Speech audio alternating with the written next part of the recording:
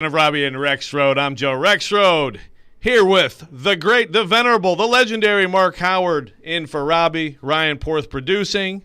Robby still glamping in the Grand Canyon. By the way, did you see any? Does Robby? Oh, Robby tweeted an amazing picture of the Grand Canyon. You guys see that? And he put some photos on his Insta.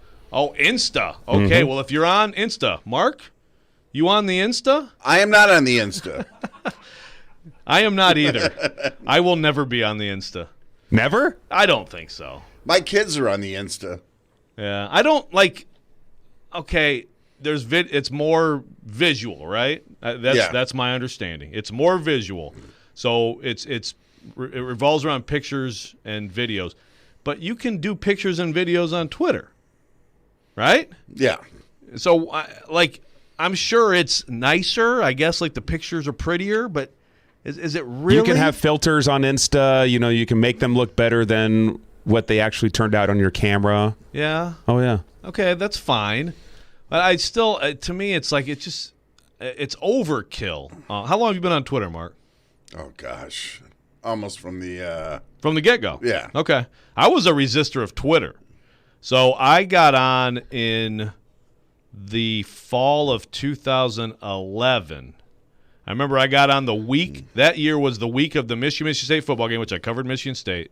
And it was like this. I mean, it was a running joke on the beat and, and message boards.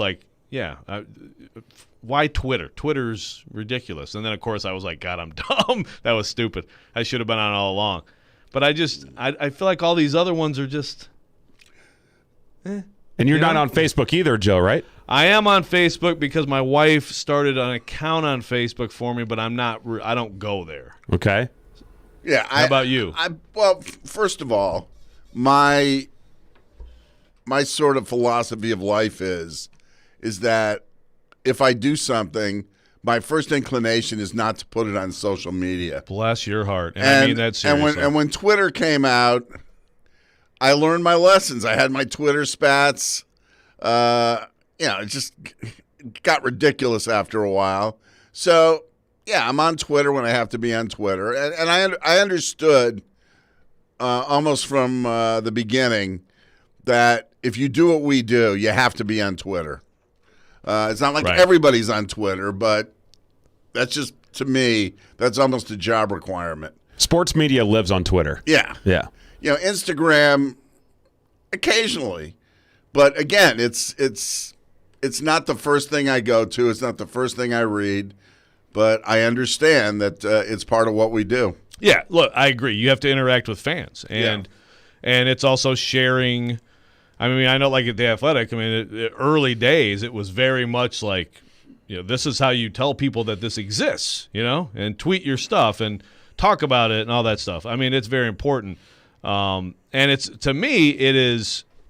Twitter is great as a news feed. You set up your own news feed, and now it's you follow, whatever organizations you want to follow news that's going on, and it's very handy. Which, by the way, yesterday on Twitter is where I learned that the Preds have a schedule. Yes. For the playoffs. How about that? Hallelujah. Yeah, well, I'm glad to see you saying hallelujah, Ryan Porth. You've handled this very well. Why don't you tell the people the potential conflict in your life? Well, first of all, game 1 is Monday night, and it's a 7 o'clock Central start, so 8 o'clock Eastern. I was a little surprised to see that. So all the pregame coverage here on ESPN 102.5, the game starting at 6. So they go every other day in the series. So Monday, Wednesday, Friday, Sunday next week for the first 4 games, which means game 7, if necessary, falls on my wedding day. Yeah. Well, that's on you, pal. That's got to be a drop. It's that's on you. Now, I remember, getting married the week of the Tennessee-Florida game, but I knew exactly what the deal was. Sure, but you carry a lot of responsibility. A little bit. So that is definitely going to be a conundrum for the next couple of weeks of what is going to happen. So hopefully the Preds just get it done in 6. They don't need a 7th game to beat Carolina. What about your honeymoon? That is still scheduled for the week after Memorial Day. So after the Preds beat the Canes, the first week of round 2. You're not. You can't opt out of the honeymoon. Spoken like a true program director. I can't opt out of the honeymoon. Yeah. When you say, you say that's still scheduled. That you got to stick with that, right? Oh yeah. Yeah. I mean, there's no looking back on the money that we spent for the Airbnb for Florida. I mean, look, if they beat the Canes, you're gonna miss part of the next round. That's not a big deal. It's a big deal to me. Yeah, well, okay, but in the bigger picture, right? Sure. Gotta keep the big picture in mind, which also social media sometimes makes difficult to do. Well, that's so. Here's the scenario that I'm interested in. Preds down 3-2, battling for their playoff lives in a Game 6. Yes.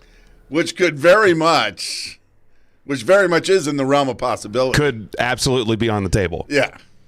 What an interesting night of the household that could be, huh? Well, and there was an interesting discussion last night of Amanda saying, hey, Nana and her friend are going to be in town on Thursday. Can we do a dinner with the entire family? And I looked at her and I said, well, that is the night of Game 6 at home. I'll tell you, that's why there's early bird specials. Yeah. Otherwise, you're going to be looking over somebody's shoulder an awful lot. Exactly. And she said, you don't need to be there. I said, okay. Oh, that's a good sport. That is a good sport. That is a good sport, man. Well, it's the finally the games, we know that they're happening, and I will say that when I saw it come out, I wondered why that had to wait. Because I know there's other things that are either or, right? But not anymore. But at the time that they released the schedule, it was either or. It was either or, and I agree with you. It was like, okay, well, if it was either or, then why didn't you just put this out yesterday? Right. Just because it was an afterthought, I guess? They finally heard enough people complaining about the lack of schedule, and they said, okay, well, let's put this out. I guess so. Yeah. Now, for Willie, it's a little bit of a different deal because local TV only gets the first round. Correct. And I remember that that kind of bummed me out. I remember, especially in 2017, they win the Chicago series and we're pretty much done. Was it that way in 2011 when they beat Anaheim and then played Vancouver in round 2? Yeah. It's always just the first. Yeah. Yeah. So I feel like NBA has some of the local deals that go 2 rounds, but really? I think they have in the past. But. Well, Willie also has a conundrum on the potential day of Game 7, which is his daughter's high school graduation. Yes. And he has a bunch of family in town that weekend. So his plan that day was graduation day, your wedding night? He wasn't going to be able to attend the wedding. I gotcha. Okay. So, yeah. He's also got – I mean, he clearly cannot get out of that. He would have to miss some sort of celebration for his daughter. So he needs a night game if it's a Game 7. We were talking about that before the show, the idea of could it possibly be a day game? But if it's on national NBC, I don't think they have TV for that or local TV. Yeah. If it is the big game. NBC. The thing about Willie, though, is he married incredibly well. Yes. I've known Aaron since they were college students, and she knows what the deal is, and nobody could be more supportive.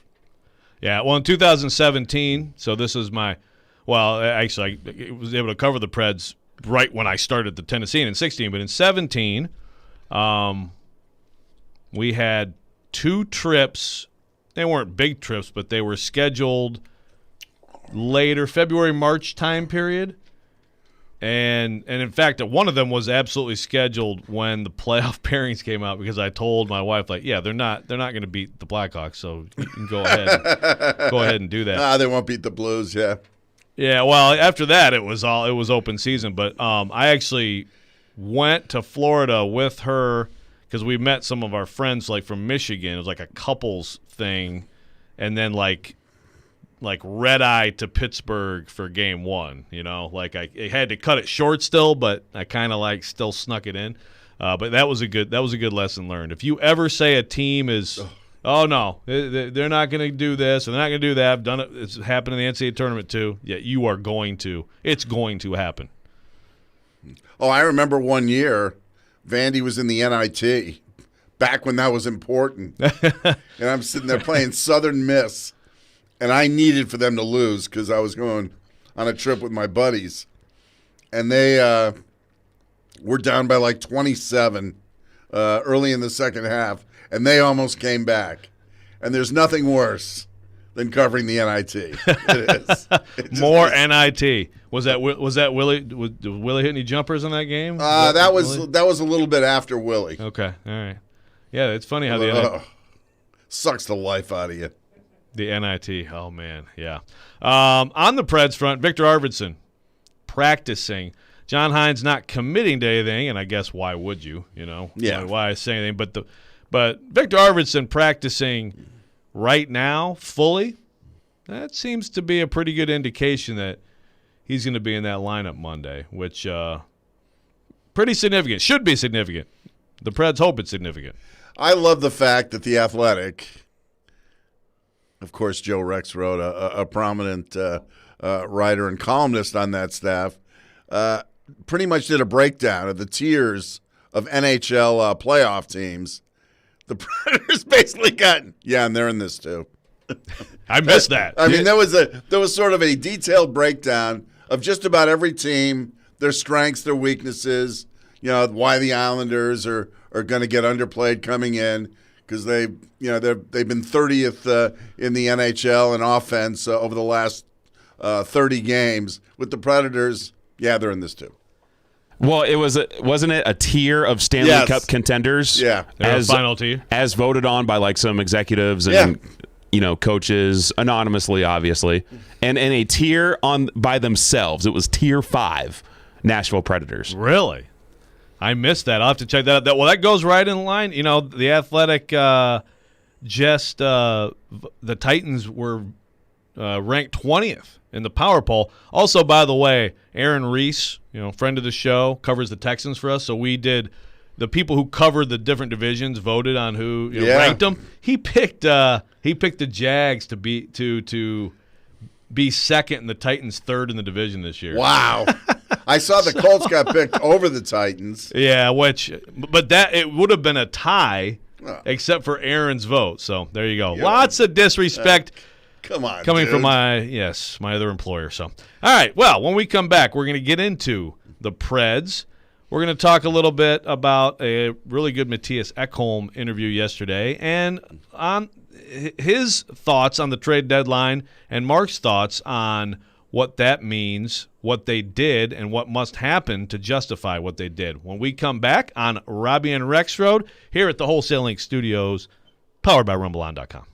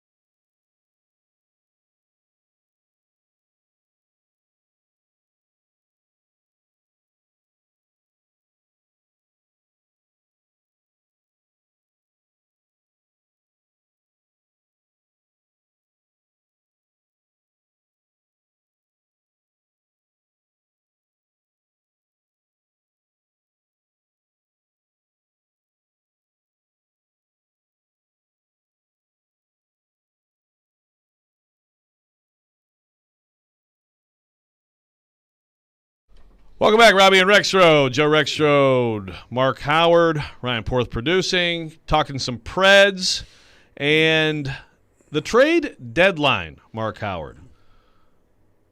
I'd like to get your thoughts. We're going to hear from Mattias Ekholm. He had a good interview with Jared Stillman. Compliment from me to Jared on the show, by the way, for the record. By the way, man, we played it so many times. The draft night, the draft night audio of them picking Caleb Farley, and you're I assume you were laughing at Jared's reaction. Yes. I've just never seen anybody go out on the ledge like he did. I mean, and believe me, I passionately care about what the Titans do, but I had to hide the sharp objects when they made a shaky pick. Oh, and then the immediate, what was it? Immediately he's like, if this doesn't work out, he is fired. He's like, I want to react first. Oh, that's good stuff. That is good stuff. But Jared had a very good interview with Mattias Ekholm yesterday, and one of the things they talked about was, dealing with the trade rumors, because I'm always fascinated by what happens in a household. You don't know what's going to happen. It could happen at any moment. But if it's speculation for weeks, do you start looking at schools and and houses in some of these potential landing spots, things like that? But Mattias Ekholm had some interesting things to say on that. It was not a first, but it was a new thing for me in my career. I've not been involved in a whole lot of trade rumors or trade talks whatsoever up until this point. But when things doesn't go your way or things doesn't go the way the team wants to, there's going to be consequences from that. So I understand all that business part of it. And it was hard in the beginning, seeing all that and hearing all that. It's hard to just kind of shut it down, so to speak. And I think it was me and my wife had this discussion about the whole thing, and it was a month to go till the deadline, and we knew that if we keep playing bad, these rooms are just going to pile up. So there's no reason to even listen to them. Just kind of control what you can control. Go out there, play your game. In this instance, in my game, just worry about that, focus on that, and that's kind of the way I approached it. It sounds odd in the team sport, and everyone probably reads the articles, everybody sees all that, but sure. I never lost belief in this team. I don't think the other guys did either. It was never a place or a time where we'd discuss this as a possibility that I wouldn't stay here. And I think that's just what we did. We just stuck with it and controlled what we can control. And obviously we know, I believe in this group 110%, and I think we've really shown that as of late, and I'm really happy the way things turned out.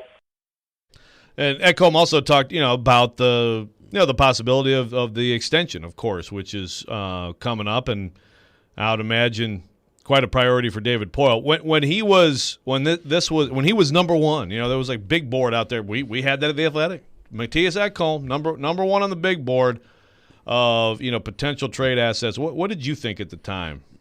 I thought that, and I understood that you can never speak in absolutes, about a situation like this.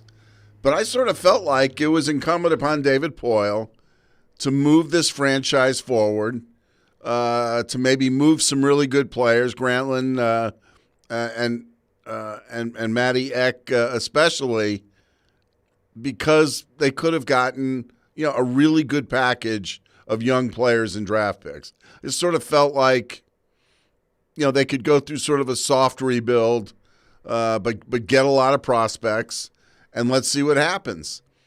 And I have to admit, I didn't love the fact that they stood pat, but I also understand the way they think, and I understand that they felt like, okay, this team, might, with some momentum, might do something in the postseason. I think they also felt like there'd be more than 6,000 people in the building. There are revenue questions. You get into a playoff, you get some home games. There was a lot of lost revenue during the year. I mean, in the NHL, ticket revenue is a much bigger priority than any of the other major sports. And that was something that was important. And I also think too, and again, I sort of know the way they think. They became a cap team because they felt like they owed it to their season ticket holders and their fan base, to go for it almost every year. So I understand their reluctance to blow the team up, and it was sort of the perfect storm. They got hot just when everybody thought that they were absolutely out of the playoffs. So did David do the right thing? Well, I think Steve Lehman said it yesterday from News Channel 5. That's a question that'll be answered within the next 2 or 3 years. Yeah, well, right. I mean, there's a long-term answer to that. In the short term, what would make you what would for you make you feel like, okay, this maybe was the right choice? What would justify it in the short term? Is getting here enough? Yeah, I guess. But I'll also tell you this, Joe, and you've been around this as long as I have. I sort of feel like they caught a flyer on this team. In other words, it's not like I'd go signing Eric Hall into a multi-year contract or Cousins or Richardson or any of these guys. I think they got a bunch of guys, a bunch of journeymen who had their best years or who played their best for a very short amount of time. I think they've got to be careful, in evaluating this team. And I'd been, I was saying it long and loud after 2017, and that is I thought it was dangerous for David to stand pat. Now, obviously, he had to unload Subban, but he essentially kept this team together, and I just don't think you can do that. So it'll be interesting to me to see how David proceeds. But I think that John Hines, I think what he got out of this is that he's got a coach, who deserves to be here at least, for the next few years. I think John Hines really showed why David wanted him to be the head coach here. I thought if they didn't make the playoffs, to me, all bets were off. As far as maybe David, as far as Hines, somebody had to take a hard look at this franchise, and then all of a sudden, the Preds started winning. Now I also think there is, and I hope I'm wrong to a degree, I think there is some element of fool's gold in this. Remember who they beat. And this was an odd season because you only had teams playing within their division. And I just think that the schedule became the Predators' friend as far as their turnaround was concerned. So I think there was some of that involved too. Yeah, well, look, that's a fair point. I think a lot of people look at it that way. I mean, it's hard to argue when you look at their record versus the top three and then the other four. I think that's a great point about Hines. I think one of the people who I think you have to have a different view on, although, I mean, frankly, I just thought it was ridiculous. People were talking about firing him anyway when it was going poorly. Yeah. I mean, the guy hasn't had a training camp yet. The guy has not, and he came into, when you come in mid-season, that means, right, you're coming into a tough situation. The trajectory was not good when he took over, but I understand when he's not also as proven as some of the guys they could have hired. Well, and that was the other thing. I was shocked that David came to a decision as quickly as he did. And I sort of felt like if the team continued on its tailspin, to just sort of admit you made a mistake and go and make another hire. Obviously, John Hines has proven that he can get the job done. And you can make the argument the Predators are probably the least talented team top to bottom than any other team in the playoffs. And they're the beneficiaries of some great goaltending. But it just shows you, what Hines has done under difficult circumstances, that just when it looked like it was going south, he put his head down and not only won, but won without some of his best players. Yossi was out for a while, as you know, Duchesne, Forsberg, Arvidsson, and they were winning. So there is that. Right.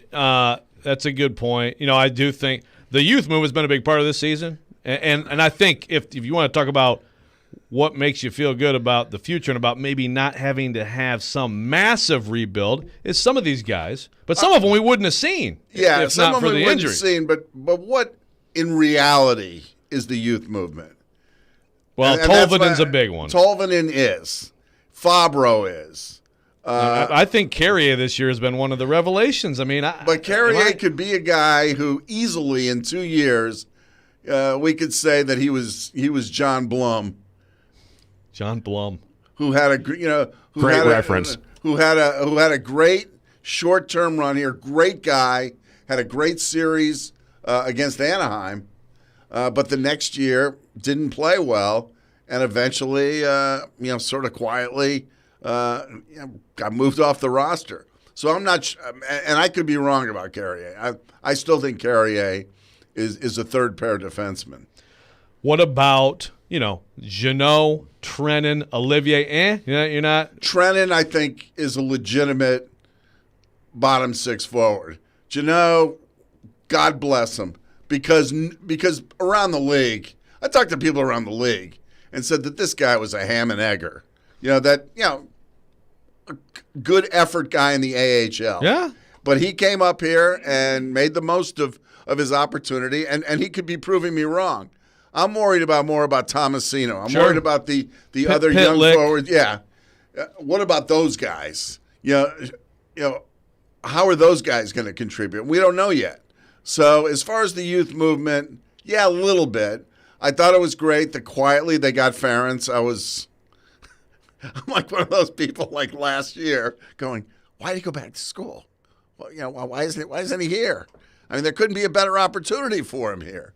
And I said, maybe he and Fabro hate each other. I'm thinking of all these reasons why he didn't sign last year, but he did sign, and they got him, and that was quietly a really good addition for them. I feel like that is a little bit of the Jimmy Vesey effect too. Yeah. Oh, sure. The Preds being burned by him in the past and thinking, could this be Vesey 2.0? And I just remember, they were literally shell-shocked when they didn't get Vesey. It was within the organization, they were just stunned, and all the signs were there. So that they've gone down this path before. But anyway, I don't know if I would get all that excited about a youth movement. They found some role players. I don't know how good they're going to be in the next few years. Some of them are obviously going to stay here. And some of them are going to, be the Freddie Gaudreau 2.0s. Yeah, that's a great point. And we'll pick this back up on the other side. We're going to get a break. If you want to join in on this, call or text 615-737-1025. Text line driven by WilsonCountyHyundai.com. And when we come back, we'll keep talking about this. Fool's Gold youth movement. What's the future of this team look like, and what needs to happen to justify what David Poile did the trade deadline? On Robby and Rexrode, ESPN 1025 The Game.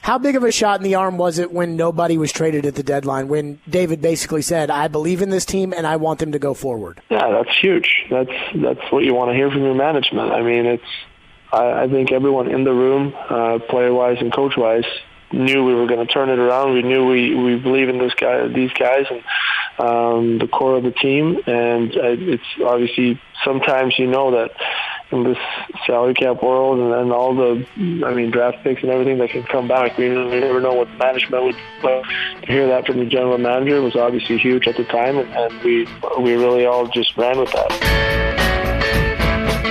Welcome back, Robby and Rexrode. Joe Rexrode, Mark Howard, talking Preds. That was Matthias Ekholm on.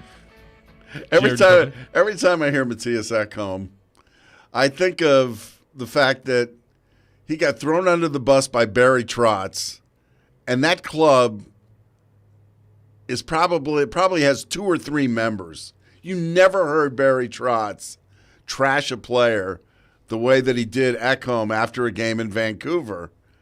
In fact, it sort of necessitated the Predators changing the way that the coach handled his postgame because Barry was just too emotional. After that Vancouver game. Isn't that when he told him to go get a dog? Yeah. If you're afraid, go get a dog. And wow. And Ekholm, Trotz said that? Oh yeah. Was it Ekholm's debut or second game? It was very early into his career, and if you know Barry, that is so unlike him. But whatever the case, Ekholm has grown not only to love the organization, but the city and all that. And I think it was unsettling for him when all this trade talk popped up because, frankly, he really didn't want to leave here. Well, I think it was unsettling for, certainly some Predators fans at that point were like, blow this up. But Ekholm, one of those guys, not frontline star. He's not Yossi. He's not Forsberg, but like when you move Ekholm, okay, you are now this is changing permanently, and that means you're going young, and you are.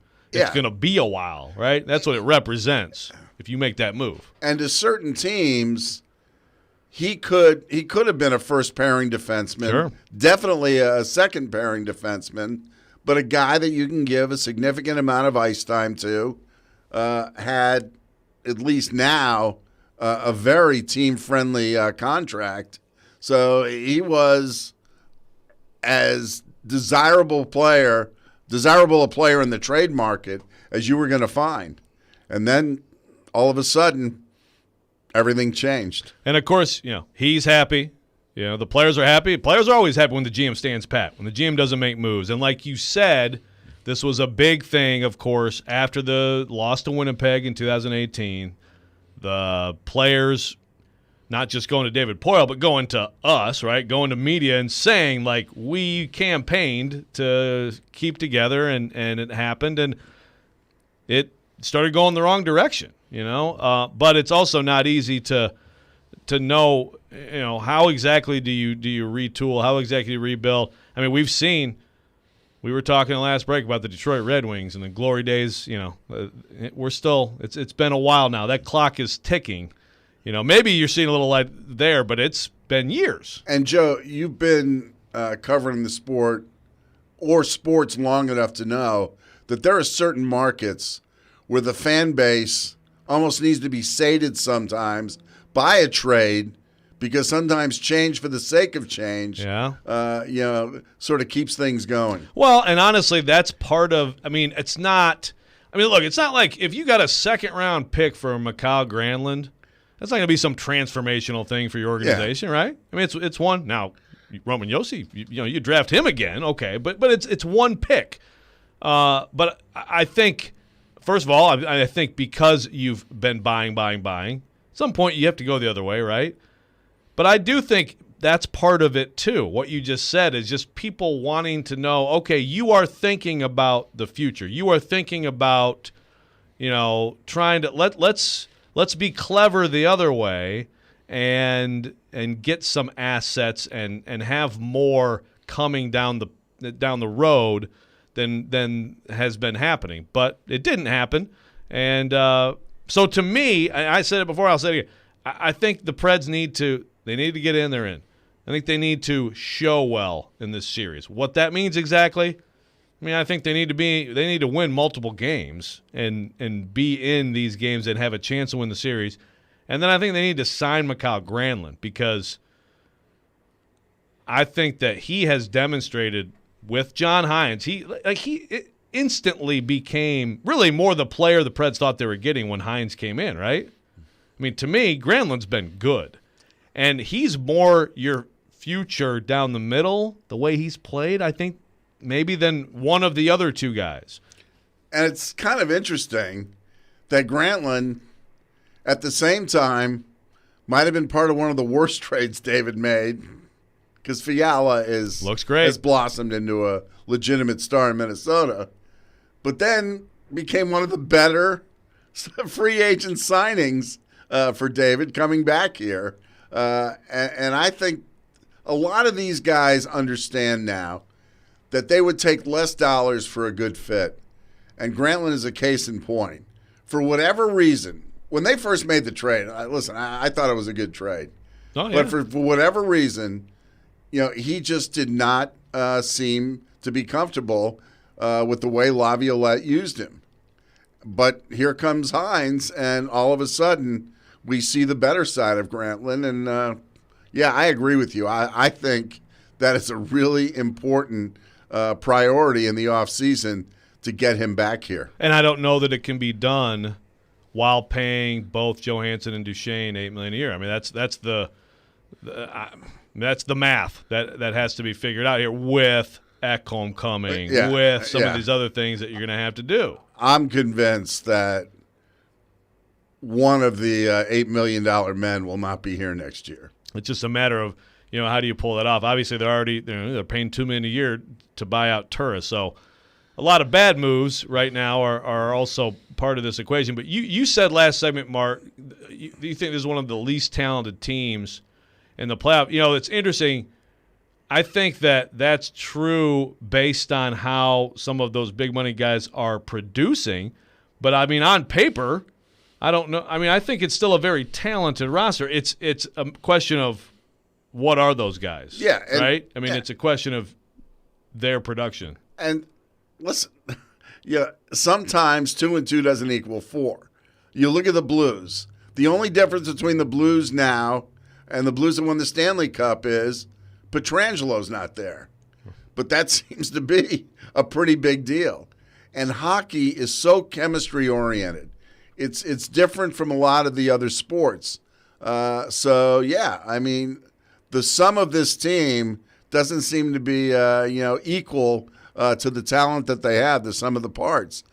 So that's a tribute to the coaching staff. Right. And see, that's the thing, though, is like the sum now of the last 2 months all of a sudden has become the chemistry has been special. So I think there is fool's gold in some of the individuals probably, right? I mean, some of these guys a couple years from now we may be, remember him, right? But right now collectively they've got something here. And hey, it's not a bad time to take that into a postseason, right? You're right, but I also feel like too in too many cases the regular season recedes into the background once the playoffs start. And sometimes you see a totally different thing than you were expecting. Sometimes better, sometimes worse. And I think with the case of the Predators, at least those around the league feel like, props to them for making the playoffs. But remember who they beat, and remember who they couldn't beat. And most feel like reality is going to smack them upside the head. Yeah, I certainly that could happen. I think one of the big answers or questions there is, of course, the most important player on the ice. We're going to get into that next and talk about whether something we saw this week might give you a little bit more confidence in this team. When we come back on Robby and Rexrode, let me let you know first that this season you can catch all the action of Nashville Sounds baseball on ESPN 94.9. Tonight the Sounds face the Memphis Redbirds at First Horizon Park. Catch pregame starting at 6:20 p.m. First pitch at 6:35. Nashville Sounds Baseball, ESPN 94.9, presented by Farm Bureau Health Plans and 312 Pizza. And a guy of interest, by the way, who is going to be playing for the Sounds tonight. Yes. Christian Yelich for a rehab assignment. So that's big time tonight for the Nashville Sounds. Catch that out, check that out, and we will be back here on Robby and Rexrode, ESPN 105 The Game.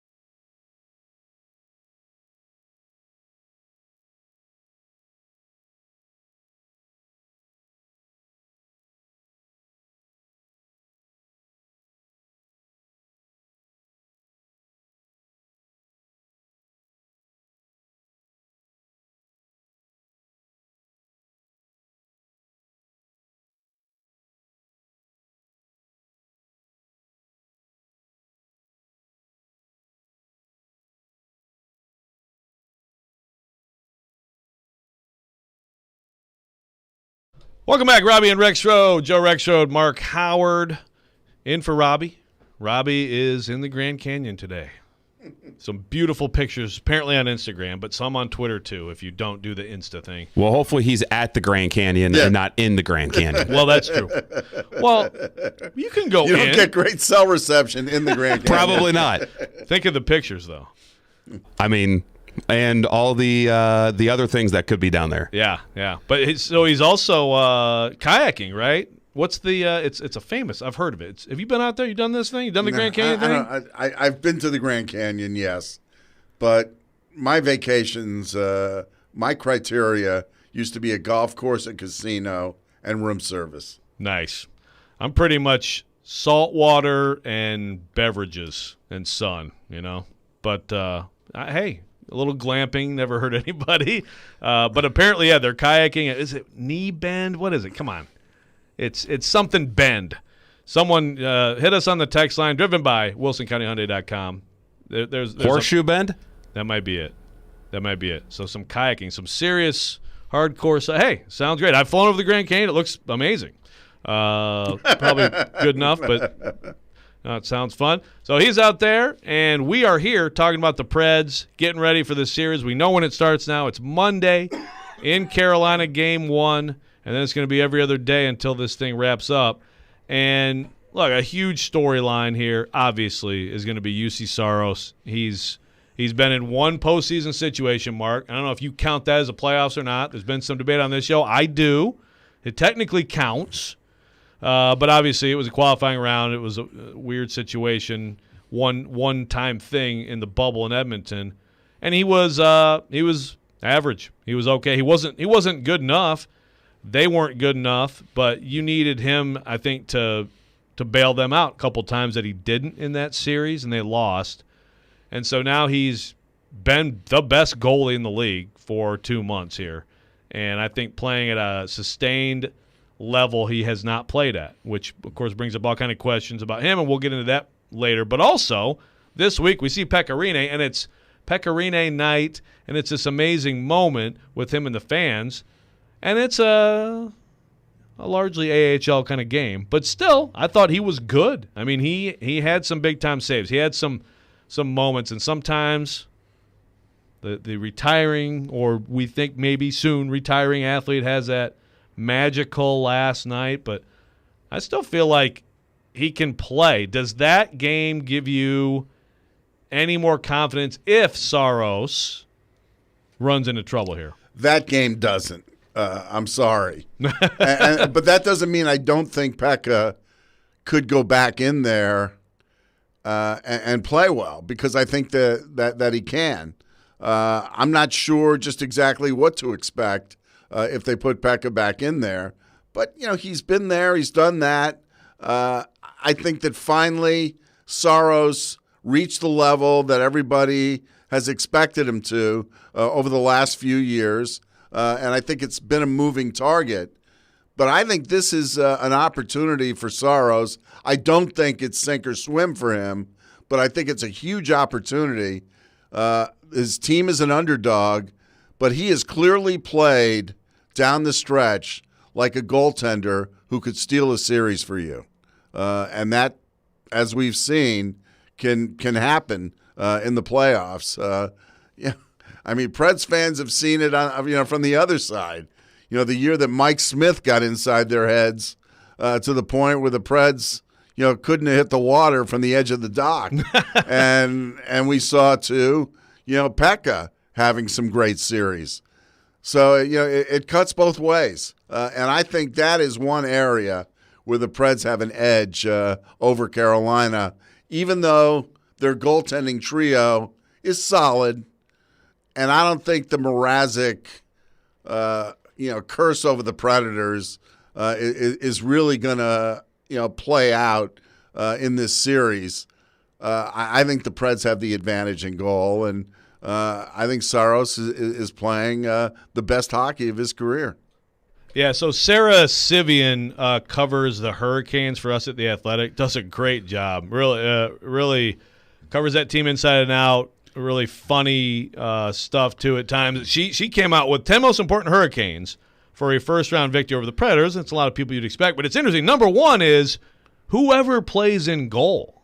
And, I mean, look, if you're trying to find edges here for the Predators, I mean, I feel like knowing who you've got and knowing he's been the best goalie in the league for, it's not a week or two here. He's sustaining this versus on the other side, like you said, you feel fine going in any direction, I guess, if you're Rod Brindamore. But I feel like, I don't know, the Mrazek thing, that's been my assumption, just because of his success against the Preds. I don't know if that game means much in that regard or not. But it's got to give you at least a little bit of pause, right? Well, and Mrazek also has playoff experience. Nedeljkovic does not. Yeah. So I don't know if Brindamore weighs that into the equation. I mean, he played with Cam Ward, who went on the long run and won a cup, and he was a rookie at the time. So I don't know if that really means anything. Well, and I don't think the Monday game plays into it at all. Mrazek had Curly, Larry, and Mo playing in front of him So I don't put that game on him maybe as much as others. But we've seen it before on both sides. We've seen the team the Predators playing switch goaltenders. And again, it's hit or miss. But Carolina is one of those teams that could be changing goaltenders once or twice through the course of the playoffs. Right. Well, it's funny because Sarah wrote in this piece, it almost might be better if someone's bad early and gets replaced and said, there you go, you go, because it happens. Yes. It's almost like whoever comes in, if they know that the other guy faltered to so much, they don't have to look over their shoulder anymore, right? Yeah. It's kind of like that, but still, I'd rather have the situation and goal where I know who's going in, and I know how well he's playing right now. Well, and then, you remember watching hockey through the years, Mike Keenan becoming the Sparky Anderson, of coaches, Captain Hook, changing goaltenders at the drop of a hat. And I think sometimes for coaches, that can be a bad thing. I think sometimes if you have one guy and only one guy, you're going to sink or swim unless, he gives up 8 and you just sit him down for the night and just put him back in there the next game. I think sometimes you can overthink the goalie thing. I just want to thank you so much for the Sparky Anderson reference. One of my heroes in life. Manager of the Big Red Machine. Yeah, he was, but he really, really made it with the Tigers. Oh, okay, all right. No, he was great with both. Captain Hook, no doubt. Yep. Man, no, actually, I used to complain all the time about Sparky's moves. At the end of the day, with the Hurricanes, though, I don't really think it matters who's in net. If they're playing well in front of them, the goalies are probably going to look good. If they don't play well, then the Preds can probably capitalize on that. I mean, they have won no matter which goalie's been in there, whether it's Mrazek, Nedeljkovic, or even James Reimer. In the regular season, Yeah, though, exactly. Right? So, in the regular season. So, I hear you, but you let in one soft goal, and it's like, look, if they play the way they've played, if they can take what they've played like for the bulk of this season to the postseason, they might win the cup. They're that good. But I would like to have a little bit more clarity at that position if I were them, if I were Rob Brindamore. We're going to talk a little bit more about this in terms of Saros himself. Some people think it's on Saros to win this series. Is it that simple? Or is it a little more complicated than that? When we come back on Robby and Rexrode, here on ESPN 102.5 The Game, the Wholesale Link Studios, powered by RumbleOn.com.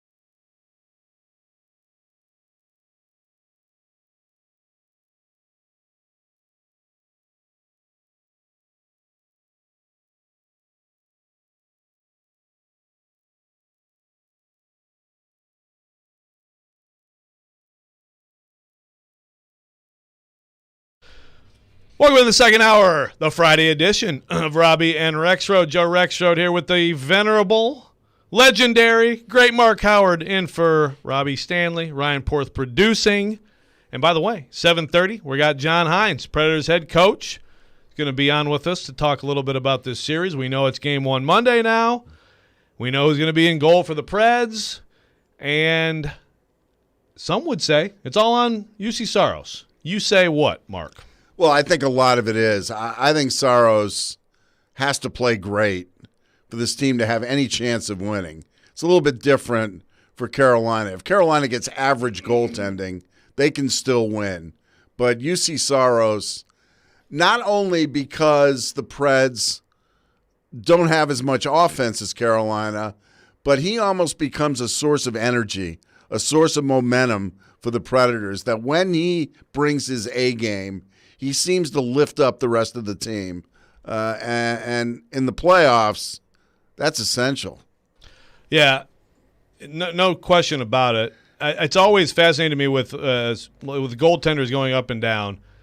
Now, how much of it is the environment? How can you isolate that? People try to do that a lot. In fact, I've talked to a guy this week because I'm writing something about Saros, who really digs in on numbers and tries to isolate. Okay, in this is a bad environment, good save. Good environment, good save. How much of the environment is good or bad? I feel like the environment around UC Saros has improved a lot too, right? I mean, I feel like the way this team has played, the defensive responsibility of the forwards, a lot of that stuff has gone hand in hand with him playing well. How much does the change in style, but even just the change in execution and responsibility and grit, how much of that has emboldened him, has helped his confidence, get to where it is? Well, I'm sure it's helped, right? I think they're playing so much better in their own end, and I think that's, as you mentioned, a huge part of it. I thought last year, and of course the beginning of this year, they put their goaltenders on an island. And after a while, it doesn't matter how good they are, the numbers are going to get ugly. But I also think, too, that, when you get that combination of good play in your own end and Saros making the big saves, all of a sudden, it's a game changer. Yeah, so one thing about this schedule, which we finally got, and we had an idea. It's not like, basically as of yesterday, okay, it's not starting this weekend. You're talking about UC Saros not playing in a game for 9 days, which I don't know that that's ideal. I think a few days of rest is good. That much rest, I feel like you'd like to have something else in there, but that's the situation. I did ask John Hines again. We're gonna have John Hines at 7:30, but I asked him yesterday a little bit about that situation. Here's what he said. Oh, sorry. I can paraphrase. We'll have the quote here in a minute. Oh, here we go. Schedule that, it looks like, UC is going to be about, 9 days, between starts. Is that a concern on your end? And, what kinds of things do you do to try to, keep his rhythm up and his timing up and all that stuff? No, Joe, I think it's really a good thing for Juice, and I also think the little bit of a break here for the team. We've had a really good a lot of playoff intensity games, a lot of games where we had to be at max capacity mentally and physically to win. So I think you take a lot of confidence in playing that way down the stretch, whether it's the goaltender or the team. We've had a couple days here to rest and rejuvenate, and then we have some good practice times. And the fact that we have today, tomorrow, Sunday to be able to practice, you're getting real quality work in game-like situations for the goaltenders, and we'll try to utilize the time the best. But I do think that the little bit of time off in between the series, I think helps rest and recharge, and also it gives you a little bit of time to work on whether it's individuals like Juice individually or our team game, just to tweak some things to make sure you're ready to go. Discredit to me because is a coach ever going to say, yeah, I'm really actually worried about this. I think it might really screw the kid up. No one's going to say that, but I do wonder about it. Fair question, but I also agree, and I think a fairly honest answer by Hines, this schedule, 56 games, has been pretty exacting because it's been so compressed, so many back-to-backs, so little chance to get on the ice for practice. I would imagine that this week would be nice. Maybe not a mini training camp, but how weird is it in this league where on one hand you're sitting there waiting for the playoffs to start, and then on the other hand I'm watching Colorado go for the President's Trophy against an LA team that was pretty much practicing their short games during the game. It's just crazy that you've got games for the next few days. Yeah, it's very weird. So you don't worry about the being a hot goalie and being that far between starts with the intensity that you can't really replicate of a game. You certainly can't replicate playoff game intensity, but it might be the case. But I also think too, after this schedule. And remember, Saros played an inordinate amount, of games down the stretch. I mean, he was the guy. This wasn't, we weren't talking about him alternating with Pekka. So I could buy in, to the notion that this has been good for him to maybe decompress a little bit and then, get ready for the playoffs. What do you think? You see Saros, a word that I overuse. See, I hate the word culture in sports. I try to never use it, even though everybody uses it. But I use ceiling a lot. But what do you think UC Saros' ceiling is? I don't think we've seen it yet. And I think at times in the past, we've seen him nurtured, from a guy that they would work in, on the tail end of back-to-backs. And then, Laviolette started using Saros against good teams. Which was sort of unusual, and him playing well. We've seen him slowly but surely expand his role.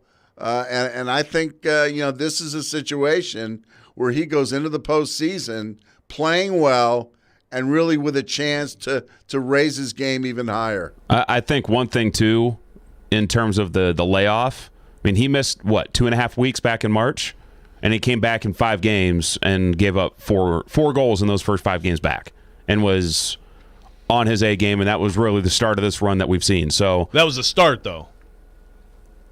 So he wasn't trying to maintain something, right? Sure, but he was starting to play a lot better right before the injury. I mean, he had the back-to-back against Columbus where he played both games and was dynamite in those 2 games. And then against Carolina in that next game, he gets hurt. So, I mean, he had a 2-week rest, came back, and he picked up right where he left off. So I'm not necessarily worried about the 9 days. Yeah, I mean, the bottom line is you'll take the rest, and you find the positive in it, and then for the entire team, I don't think there's any question. It's a big deal because they should be able to pick up. They know how they want to play, how they need to play, right? I do think sometimes when a particular athlete just has that little extra going, you're just a little bit quicker here. You get that, you're in that zone. Sometimes you want to keep playing, but hey, this is what it is. And like you said, Mark, it's been such a grind for these guys. And you always worry from the Predators' perspective about the notion that the team that makes that climb, from being almost a non-contender to making it into the playoffs will exhale. And I don't want to say they're going to be happy to be there, but it's almost a human response to sort of exhale after you finally got there, and you wonder if we're going to see the team that we saw down the stretch. Right. Yeah. Well, the exhaling would be real problematic at this point. Samantha on our text line 615-737-1025, driven by WilsonCountyHyundai.com, says, how important do you think special teams will be in this series for the Preds? Again, there's UC Saros. You start with him. There's a lot to this series, obviously, and special teams always important. But you're talking about top 5.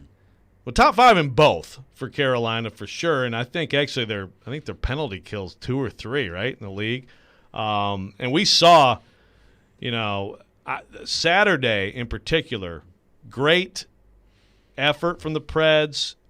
Big for them to see it, to get in, but to see it and to do what they do and see it work against Carolina.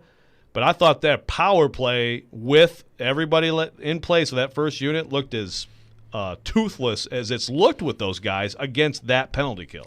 And you worry about going into the playoffs and suddenly that hanging over you. And, we've experienced playoff series where the Predators' power play became totally ineffective.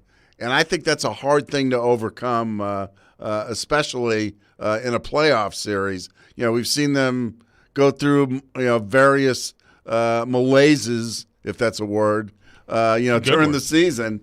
But during the playoffs, you don't want to see them, toss away numerous opportunities with the man advantage. Well, there's one thing that has gotten so different in a good way in terms of watching the Predators. I mean, seriously, like 2 years ago, don't draw a penalty. Like, do not go on the power play. Decline. It was so bad. It was just awful. And it's been really fun to watch. This is why, to me, Tolvanen has to be in the lineup to start, because I just think you've got to put your best foot forward with that unit and try to find it again. I still think with Yossi, Forsberg, and Tolvanen, that's a heck of a triangle for opponents to deal with. So, but they've got to. You're right. I mean, they've got to be able to cash in some on that power play. You have to. Do y'all looking at the penalty kill? Do y'all take any stock that they only gave up 2 power play goals to the Canes in the season series? Yeah, that's a good stat. A good power play, but the Preds' penalty kill did have success against them. Yeah, I thought the penalty kill has to be viewed in context. It was terrible to start the season, but got better as the season went along. The power play, to me, a little bit of a different story. But, yeah, I think what we saw from the penalty kill was real. No doubt. All right, we come back on Robby and Rex Show. We're going to stick with the Preds discussion, talk a little bit about what this might mean for the future. On Robby and Rex Show, ESPN 102.5 The Game.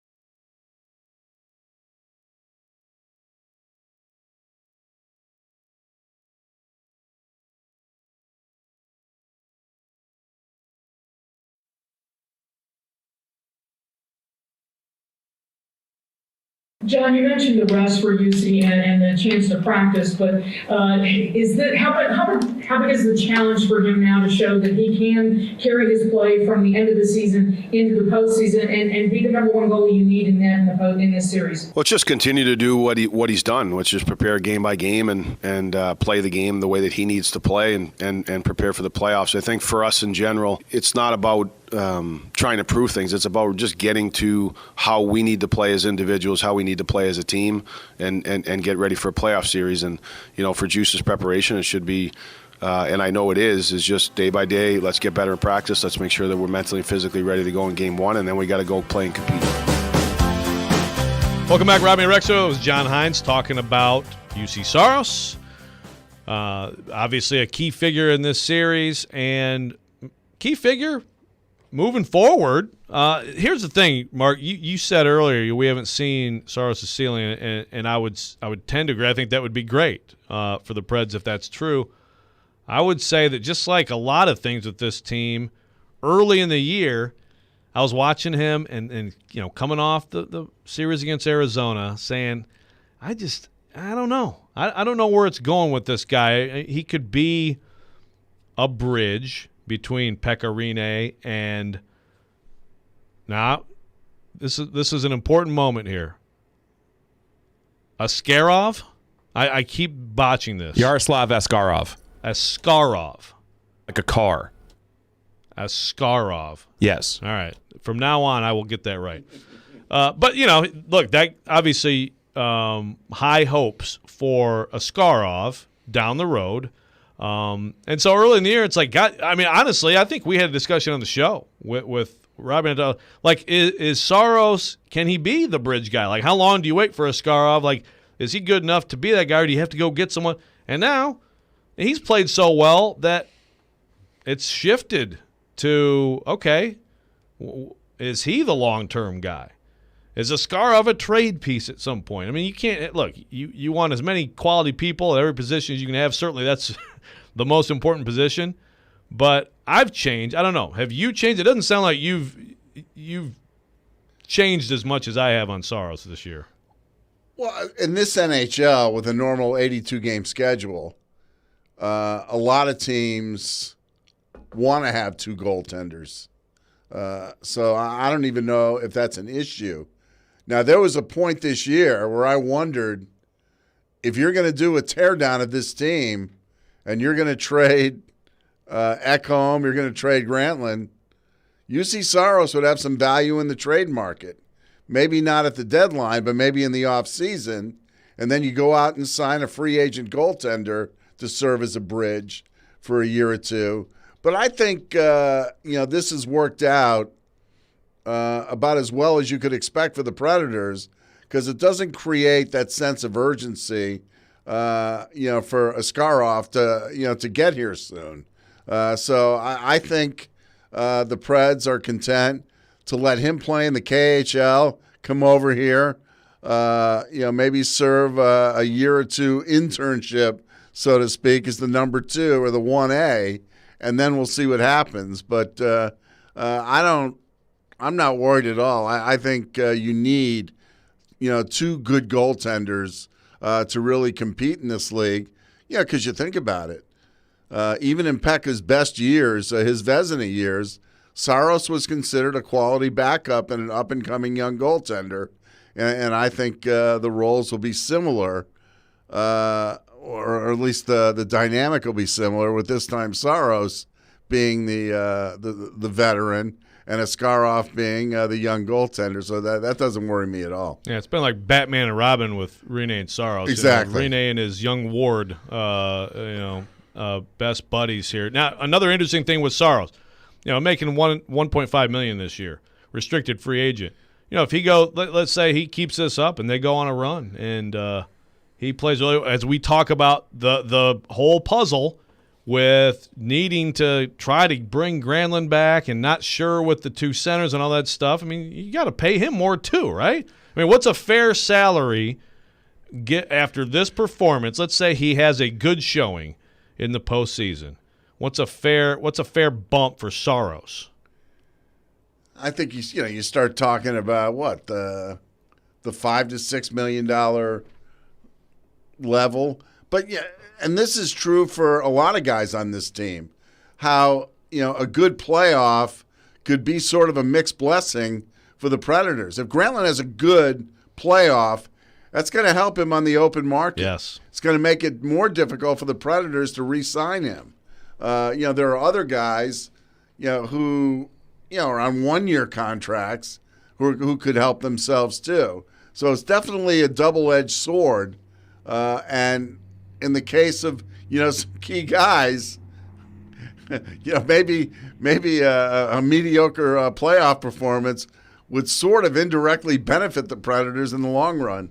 You still get those 2 games with 12,000 people, and no one notice our good players and move forward. Hall is another guy. I don't know what the future is with him. How interested he would be, they would be. He's been awfully good. We don't talk about him down here and how he's played down the stretch, but he's been key. There's another guy to think about. But I think it then gets dangerous if you try to keep everybody when you still have a lot of depth with some young players coming up. We haven't seen Philip Tomasino yet, and we know he's going to have a role on this team probably starting next season. So as much as I think everyone would like to keep Granlund and Haula and keep this mojo going into next year, I do think there are going to be changes, and I think Haula has a role, but you also have plenty of bottom 6 forwards on your roster. So I tend to think that you just maximize what Haula's given you, and you let him hit the open market. Yeah, I agree with you. Absolutely. I sort of think he is what he is.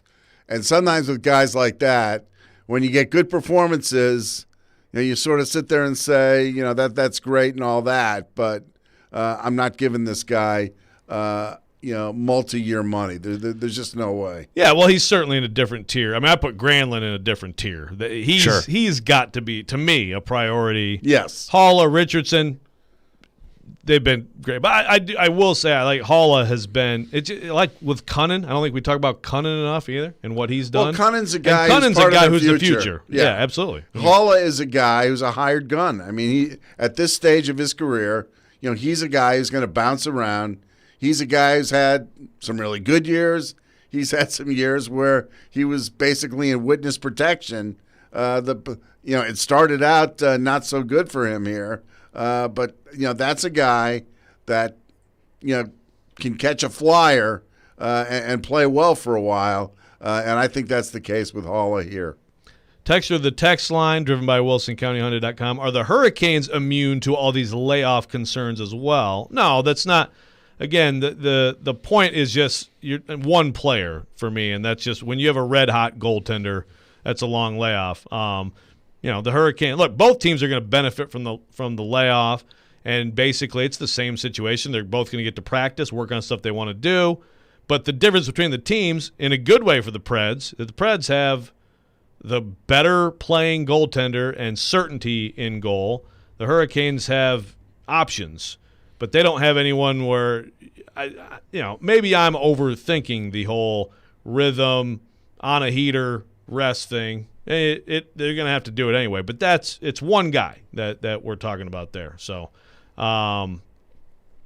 it's the situation, and Saros, whether he has a day, 3 days, 9 days to think about it, he knows what the stakes are here as well, and what people are talking about. Does that affect him? It doesn't seem like much affects UC Saros. He seems to be pretty level-headed, pretty even keel. He's got, I think, a very good demeanor for the position. Well, going back, do you remember before the Carolina? I think this time last week we were talking about how I wanted to see the Preds have their absolute best effort on Saturday night, because you want to see that and not have the Columbus games and then a down performance against Carolina hanging over you going into the playoffs. Think if they had backed their way into the playoffs and a Dallas loss clinched the playoff spot for them.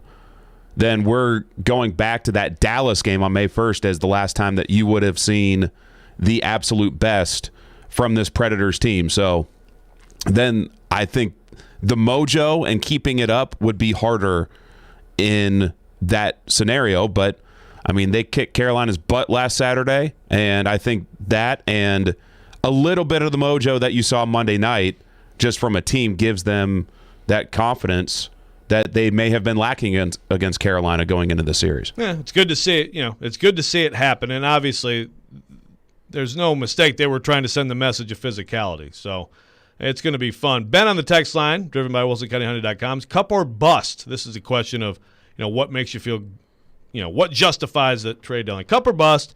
Poyle kept the team together again like he did after the President's Trophy. Time to be accountable for the results one way or the other. Cup or bust it's a high bar. I don't think it's I don't think that represents the majority view. But I think you want to see something good. You don't want to see Carolina come in here and take you out in 5 and just thanks for playing, right? And you want to see something more than that. No, you do want to see them competitive, but cup or bust. I mean, come on. It's not like they've everybody won wants before. one. I know. Yeah, exactly. I don't think they are at that point right now. Yeah, when we come back, Robby and Rexrode, we will have Predators head coach John Hines talking about this playoff matchup. ESPN 102.5 The Game.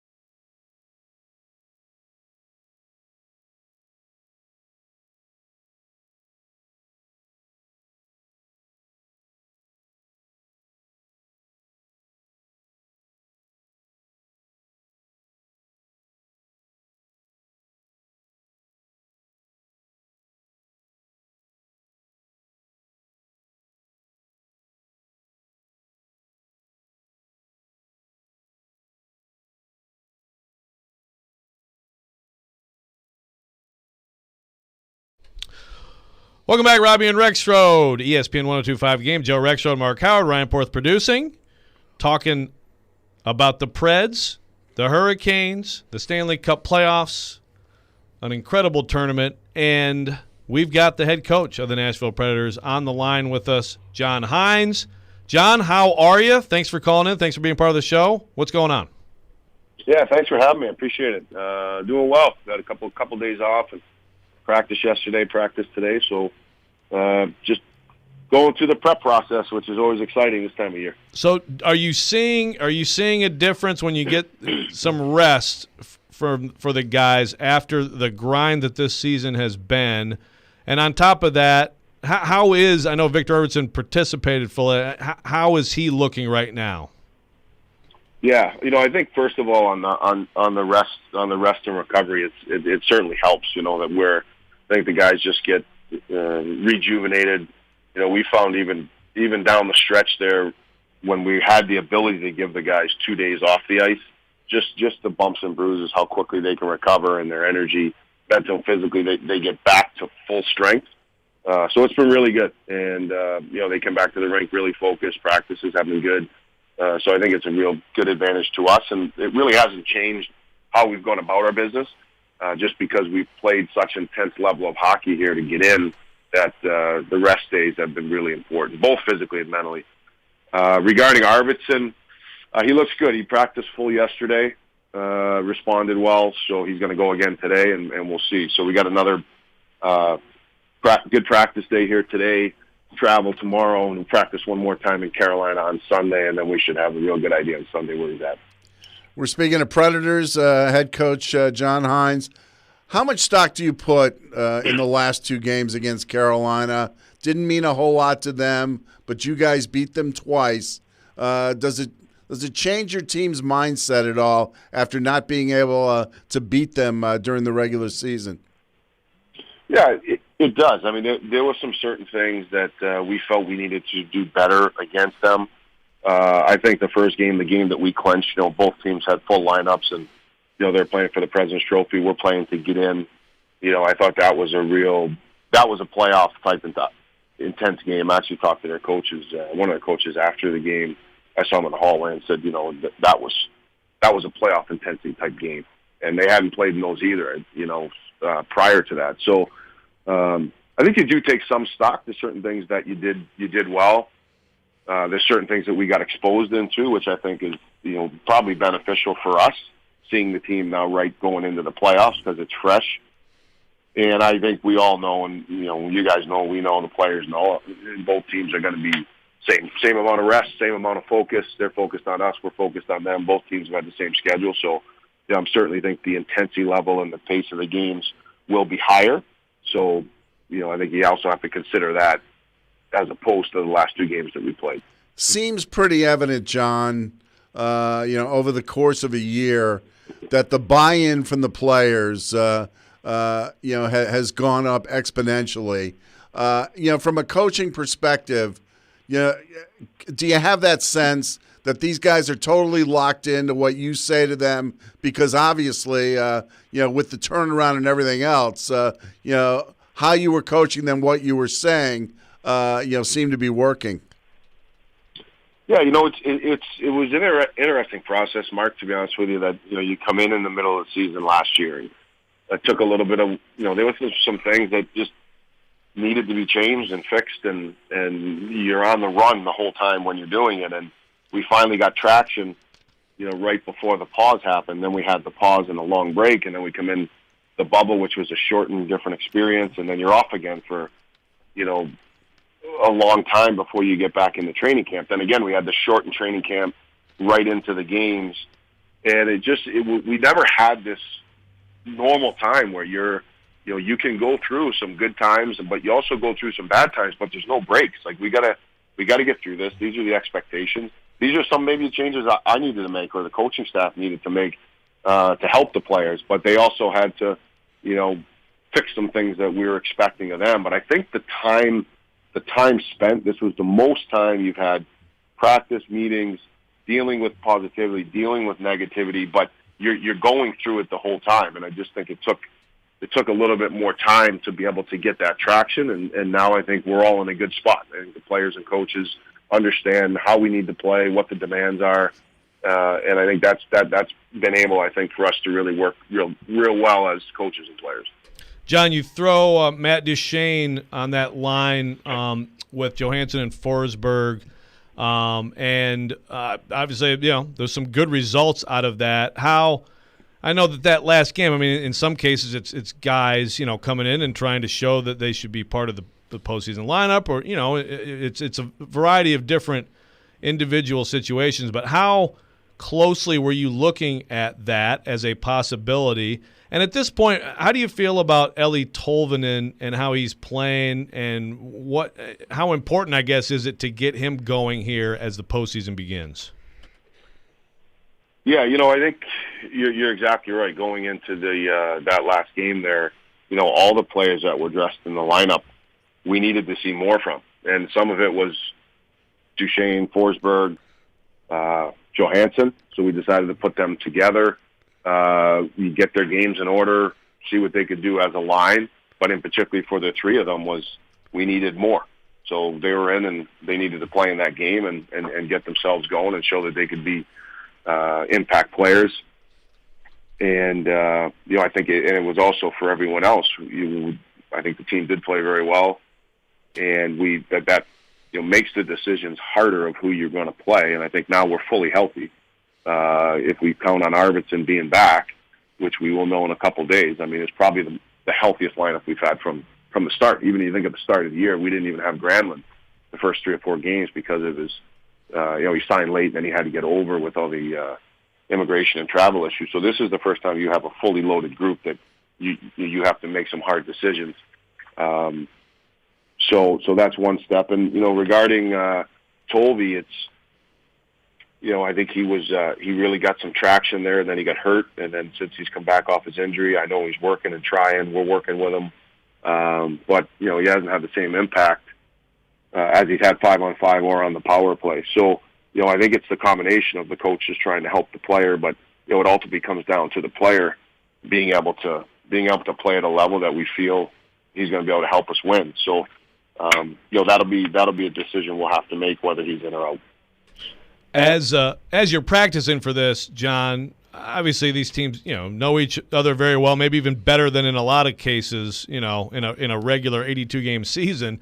After seeing them 8 times, I imagine a lot of the focus in practice is on special teams, on getting those units sharpened up. How big of a deal is that in this series, and how good are the Hurricanes for that matter? Yeah, the special teams will certainly be important.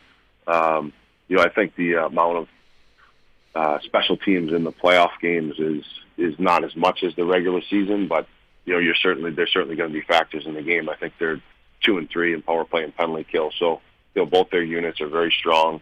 Power play's got a lot of high end skill. They work really well as a 5-man unit, so our penalty kill is going to have to be dialed in on that and some of the tendencies that they have. Their penalty kill is very good. I mean, they're very aggressive. They skate well. They pressure you all over the ice, not just in zone, but up ice. And so, it's a little bit different playing against Carolina, particularly on the power play, just because it's, you may not have a lot of sets. It's going to have to be, you have to be really good on your breakouts. You're going to have to beat up ice pressure.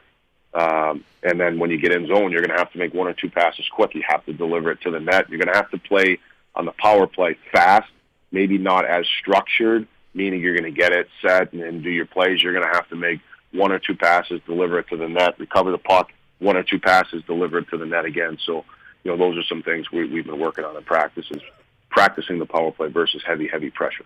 Yeah, I was going to say, John, especially the way you guys play, how important is it going to be in their building, especially in Game 1, to establish a good forecheck?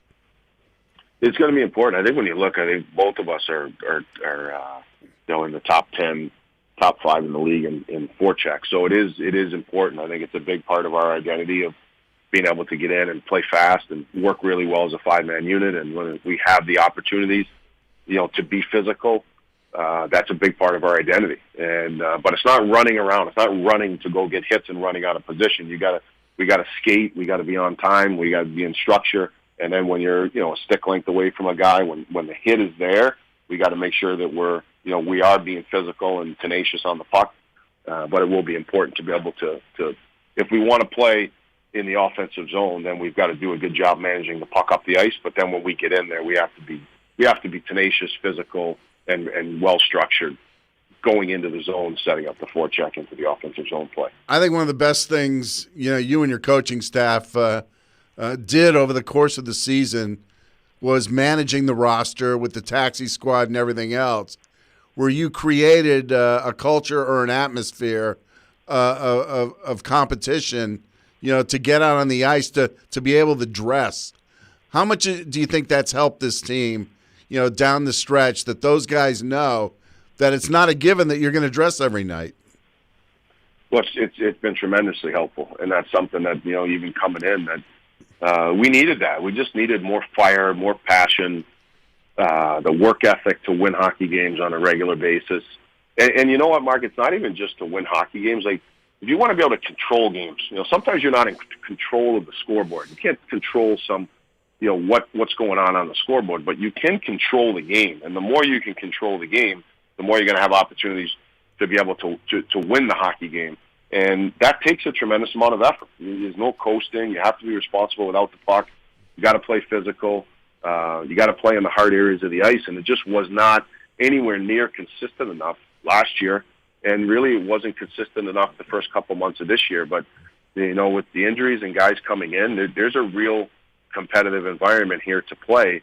I think probably one of the most powerful things you can have is, we're going to have to make a lineup for game one. You can debate who gets in the lineup and who gets out of the lineup for days, because everybody probably deserves to play. But we have to make a decision for game one. If we make the decision for game one and we play really well, you're still sitting out probably 1, 2, 3, 4, 5. You're probably sitting out 5 to 6 players that anyone can make an argument this guy should be in. So not only do we know it, you guys know it, players know it. And that's where the standard of play that we need, the competitiveness that we have to play with, if you're not doing it, there's someone right there that's going to do it. And that right there is something that, as you said, I think that's been probably one of the biggest changes here that we've been able to create, but we've only been able to create it because, the players have made it extremely competitive, and now we've tried to use that, because I really believe in that as a coach, that the biggest motivator is, if you're not doing your job at this level and we're not winning, then we got to make sure that we're putting guys in the lineup that are going to give us the best chance, and now we have lots of options. Predators head coach John Hynes has been our guest. Great stuff, John. Really appreciate your time, and good luck to you as you keep preparing for Carolina.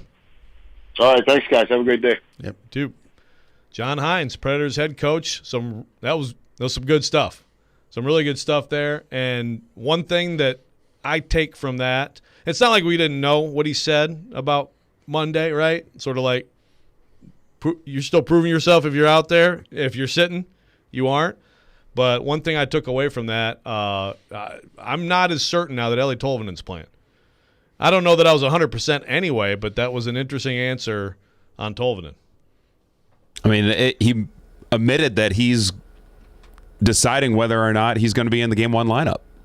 I mean, but it makes sense. I mean, it makes sense. It's hard. That's the exact conversation we've had all week long of if you're going to keep Duchesne with Forsberg and Johansson, is Tolvanen going to be on your third line, or is it going to be Richardson?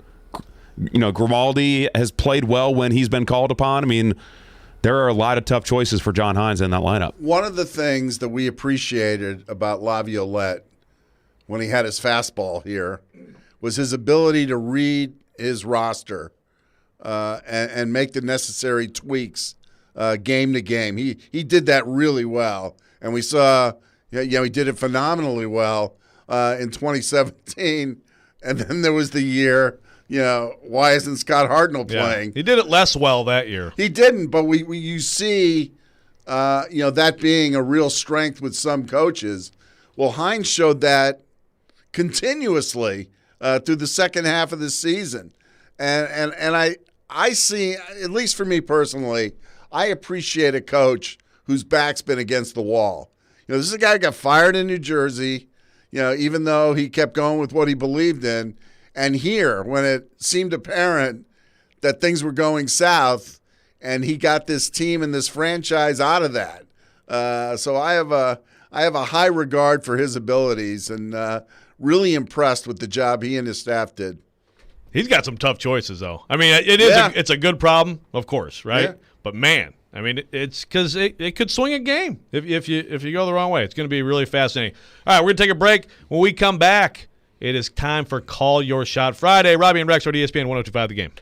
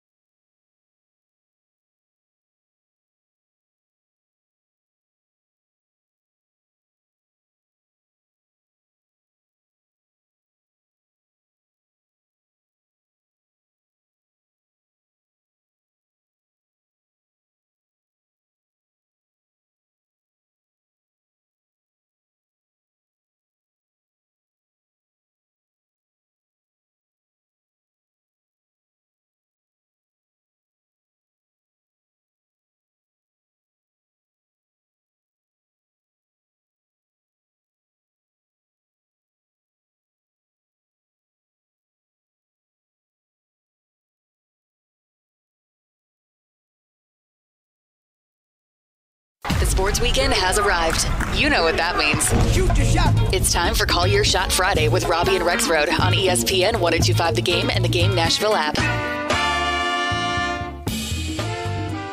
Welcome back, Robby and Rexrode. Time for Call Your Shot Friday.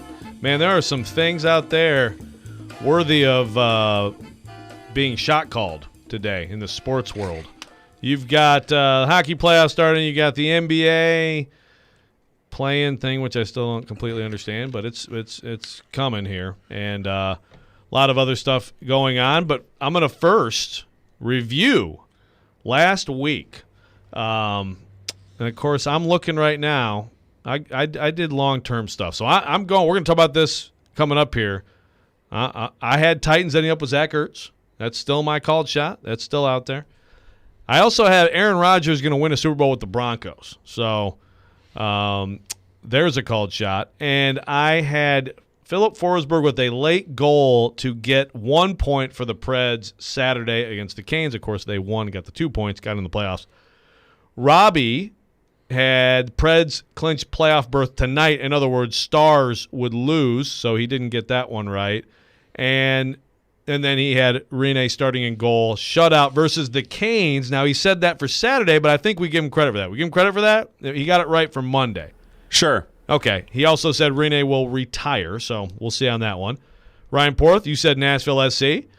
0-3 going into last weekend will be 1-3. So, boom. There's a called shot for you. Boom goes the dynamite. That's right. Preds win by 2 goals or more on Saturday. Boom goes the dynamite. Got that.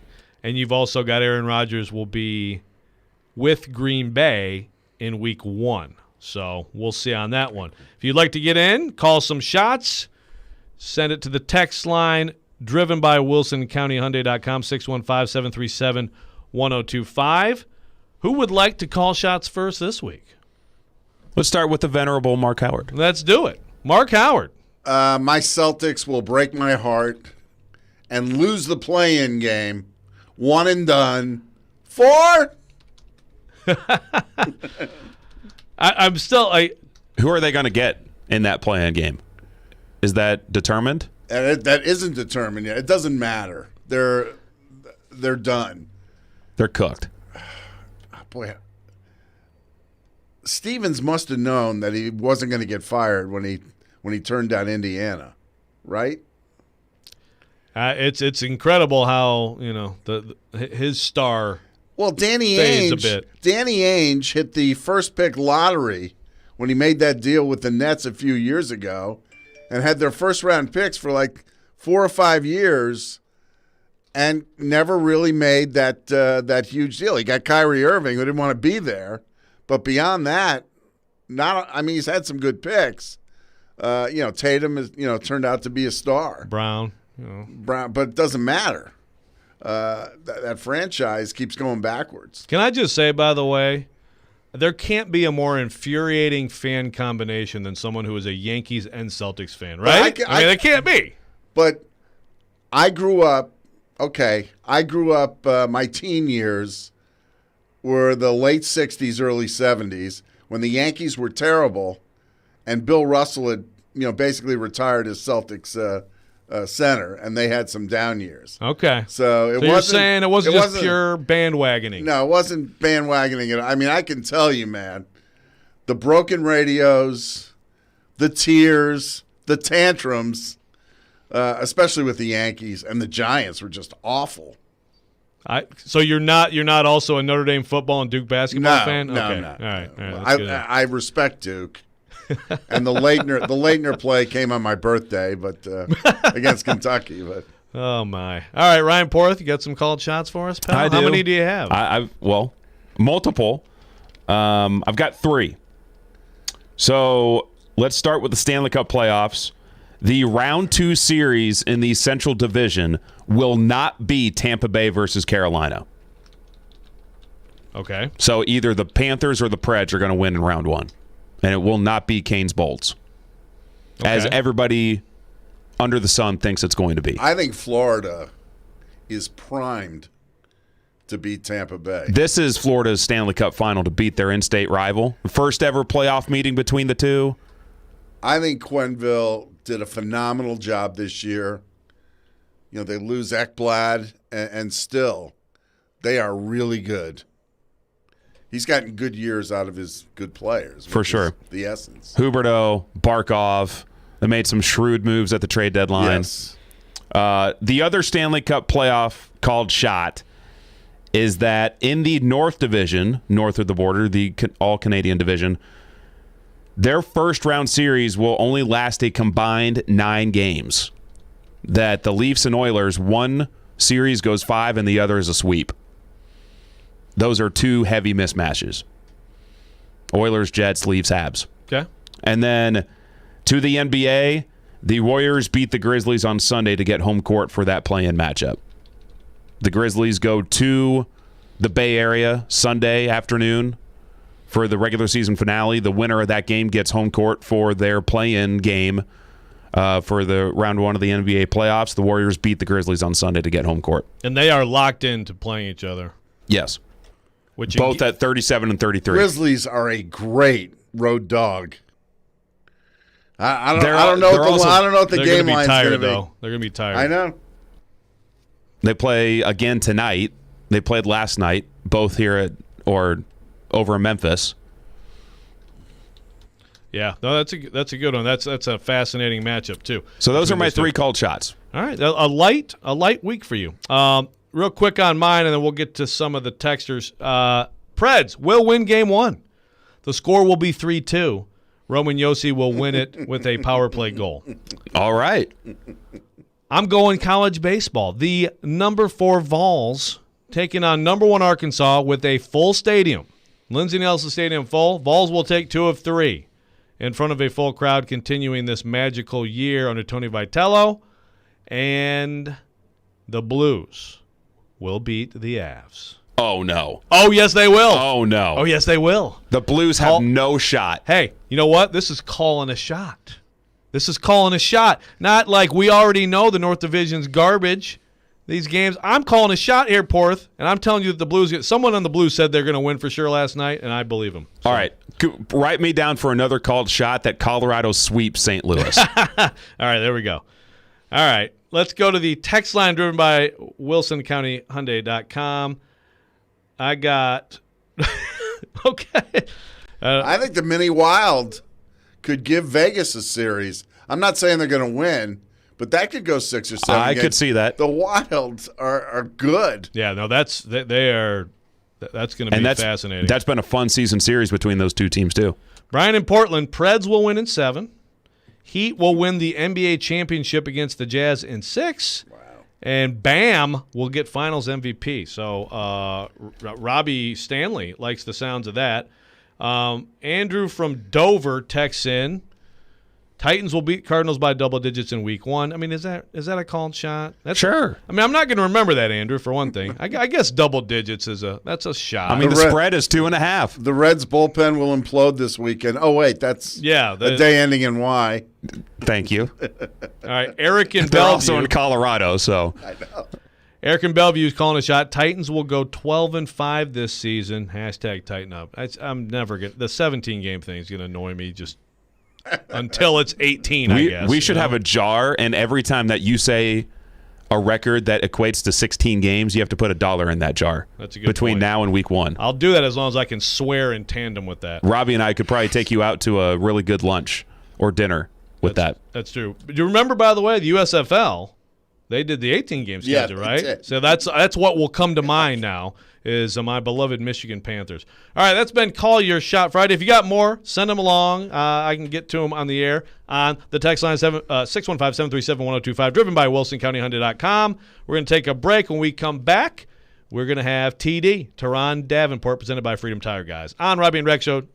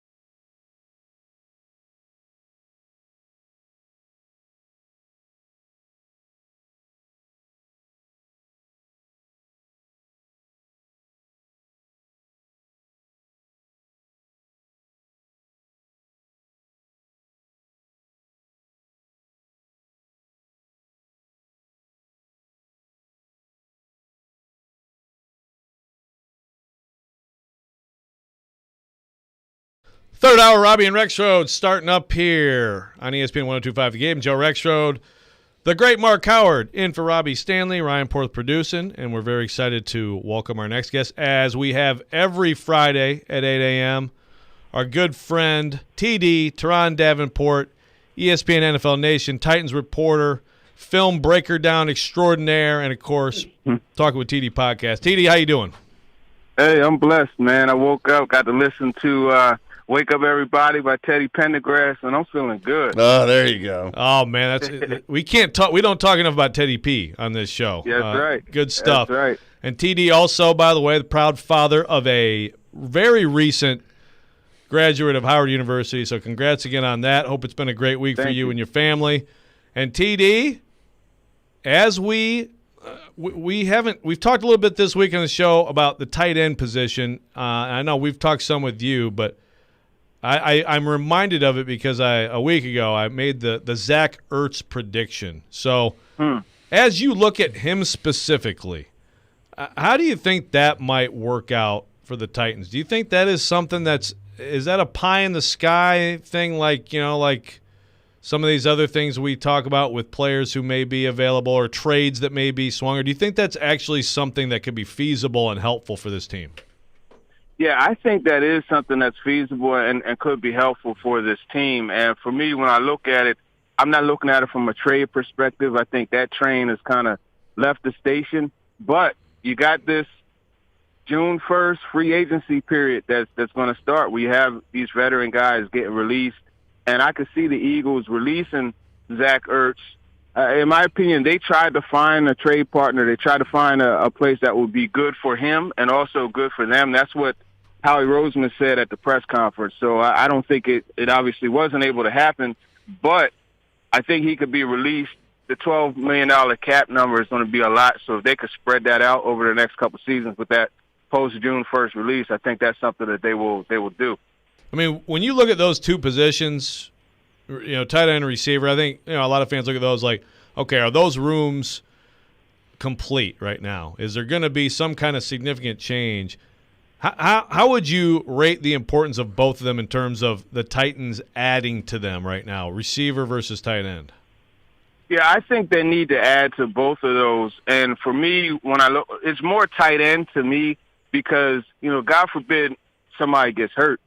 If Ferguson gets hurt, what's left? You know what I mean? I'm curious what's going to happen with Jared Pinkney. I want to see how he could come, and if he could show, some sign of fulfillment of that promise he showed at Vanderbilt. So that's something. But I could see them. I could see them really. How could I say it? I could see them taking care of both of those needs because it's still there, and they obviously, feel different about the slot position than I do. Right, but it depends on what type of slot you want. I don't think that they have that shifty, quick guy like Adam Humphries was, and I think that's something that they still need to address. And you look at that, right, that could be a guy like Jamison Crowder if he gets released. It's a crowded room up there in New York, with the Jets, their receiver group.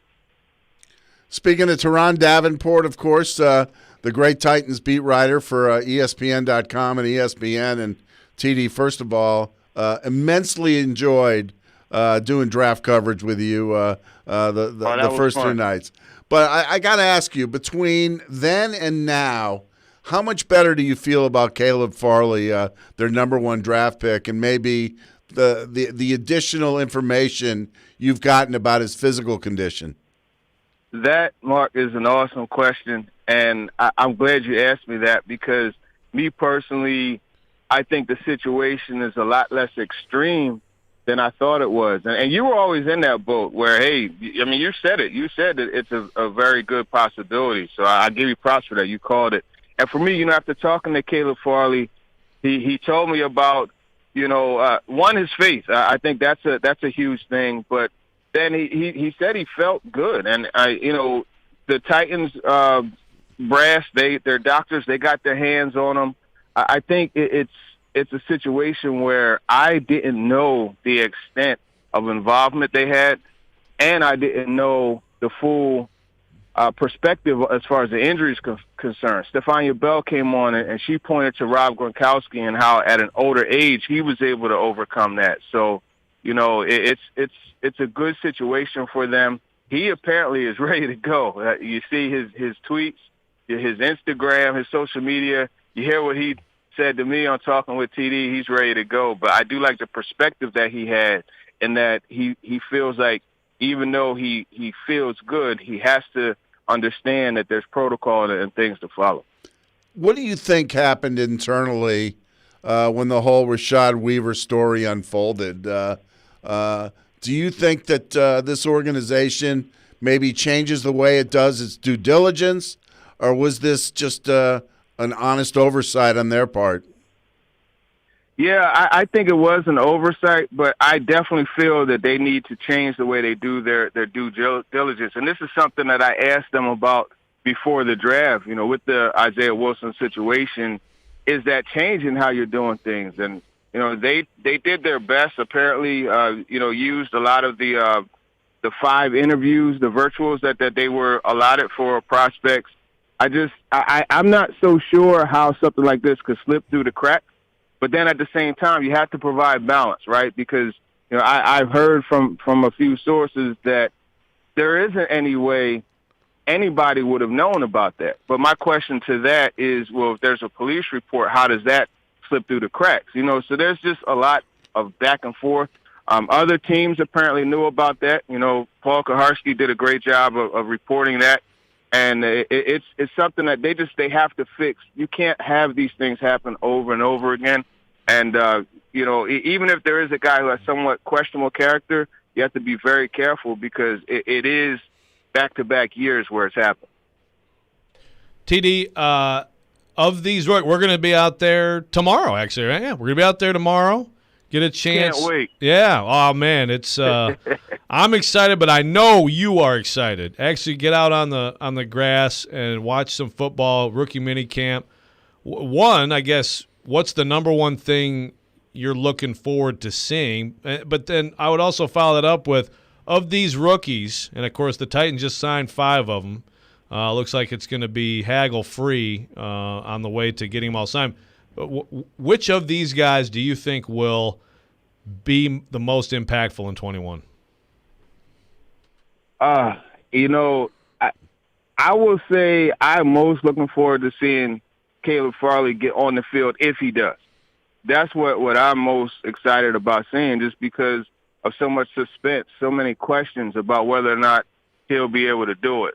But at the same time, I can't wait to see Elijah Molden out there. I want to see how much they're moving him around and what they're asking him to do. And obviously, it's not going to be a regular practice, so you can only see so much. But I want to see how comfortable he is grasping that scheme and just moving around and getting out there. Those would be the 2 things. As far as impact, well, it's tough not to say Caleb Farley after talking to him, right? It's tough, but it's obvious to say the first-round pick. So I'm going to shift it, and I'm going to go Molden. I think he's going to have the biggest impact. And I just love the versatility that he has. You could use him as a nickel. You could use him outside at times. You could drop him back, single high. He could play, 2-post safety, whatever you want him to do within that secondary, he could do it. And he could play against the run. He could, jump the underneath routes and those type of things. So I think he will have the biggest impact.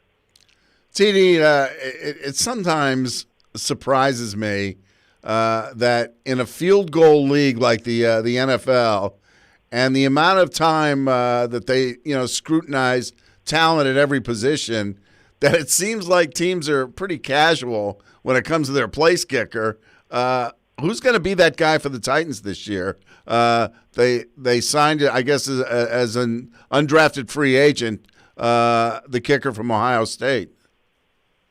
Yeah, I think he's going to end up being the kicker, but the concern there that you have to have is, okay, what happens when you need 50-yarders, right? Because the old man, Gostkowski, last year he was drilling those 50 yards, but you get inside the 50, that's where there was an issue. But there's going to be times, and that's one of the things I always loved about the Ravens, with Justin Tucker. It's a cheat code, right? Because it's almost like if they get to the 40-yard line, the opponent's 40-yard line, they are almost guaranteed 3 points. And that's always a good advantage to have. So I think you do have to address the kicker position. But I believe it's going to be the guy that they drafted out of Ohio State. So, I mean, basically him versus McCann? Signed. I'm sorry. Yeah. Signed out of Ohio State. So, yeah, I think it's going to be him versus McCann.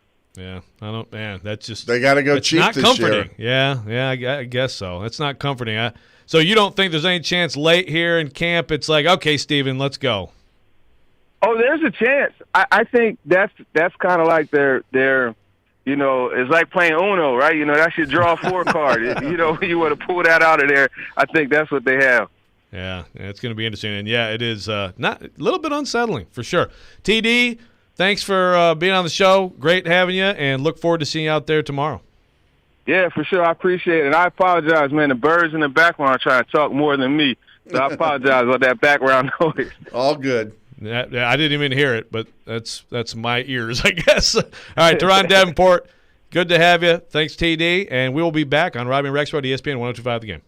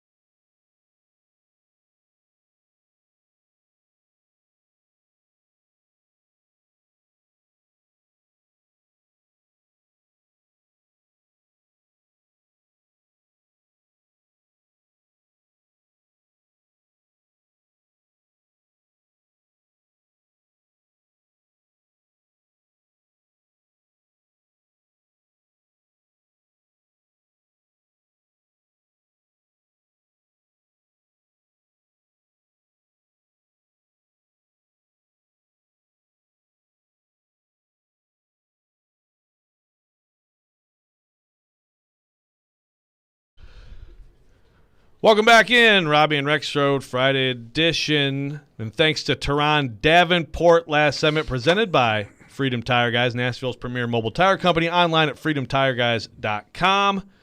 Some interesting stuff. And you agree with him on the slot, and I can see that too. I think there's a real case to be made for a bona fide slot guy, and that's his role. I think that's why they signed Humphreys. and didn't get their money's worth from Humphries, but when he played, you could see why they signed him, right? I guess, could Cam Batson be that? I think the two burning questions on offense, the answers are not on the roster yet. I think the element that not a lot of people are taking into consideration that TD referred to him. By the way, if you're a Titans fan, TD is always a good read. He is meticulous in his preparation. I mean, he's really an amazing guy to be around. We had a really good time for the draft parties. But all that aside, laughing at Jared together. Well, yeah, that too. But I agree with him that there are going to be a lot of really good players cut June 1st. And I think the Titans can maybe rectify some maybe oversights in the draft or gaps that they weren't able to fill or spots they weren't able to fill by veterans. I love the Zach Ertz thought. That would be awesome. Yeah, I mean, look, obviously Dallas Goedert has supplanted him. He's had injuries. He's getting older. There's a risk there for sure, and cost is a huge part of the equation. I mean, there's a lot of guys around that June 1st time period that they're going to get paid a lot less. But I think that everything seems to be relative as you go year to year, and I think there are a lot of players, and we saw it in the NHL.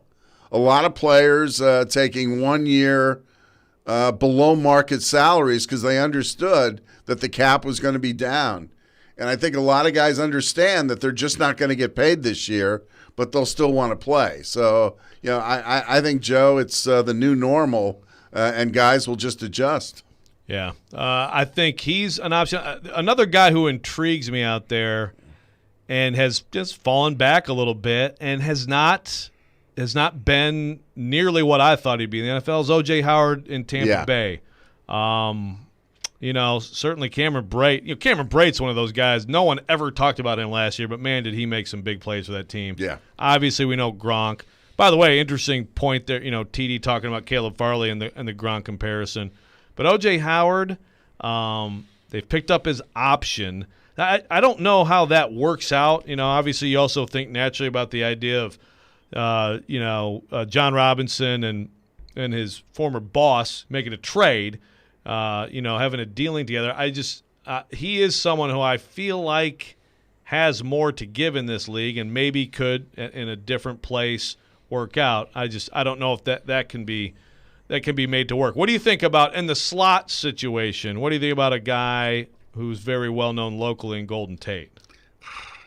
That's pretty much my reaction to it. I just didn't like what happened to him with the Giants, and that's just my opinion. I don't see him as an every down guy. I just don't see that anymore for him. I don't know. Other than coming home, I don't know if it's a great fit. And the other thing about this too, Joe, is that if you're John Robinson, and especially this year, I think the level of talent that's going to be out there in the open market will mitigate any thoughts you have of spending draft capital. I really believe that.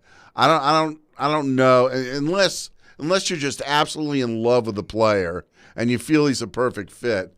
I don't think you want to spend a draft pick on him because there could be something pretty similar to him out in the open market.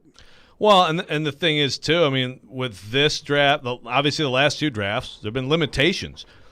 Everybody expects that in 22, the limitations are going to be over, right? Everybody's going to be going to games again this fall, hopefully, and having the full combine. So for people who have been hurt by those limitations, and I think it's fair to say the Titans are in that group, that next draft seems like one that you want to hold on to your stuff for, right?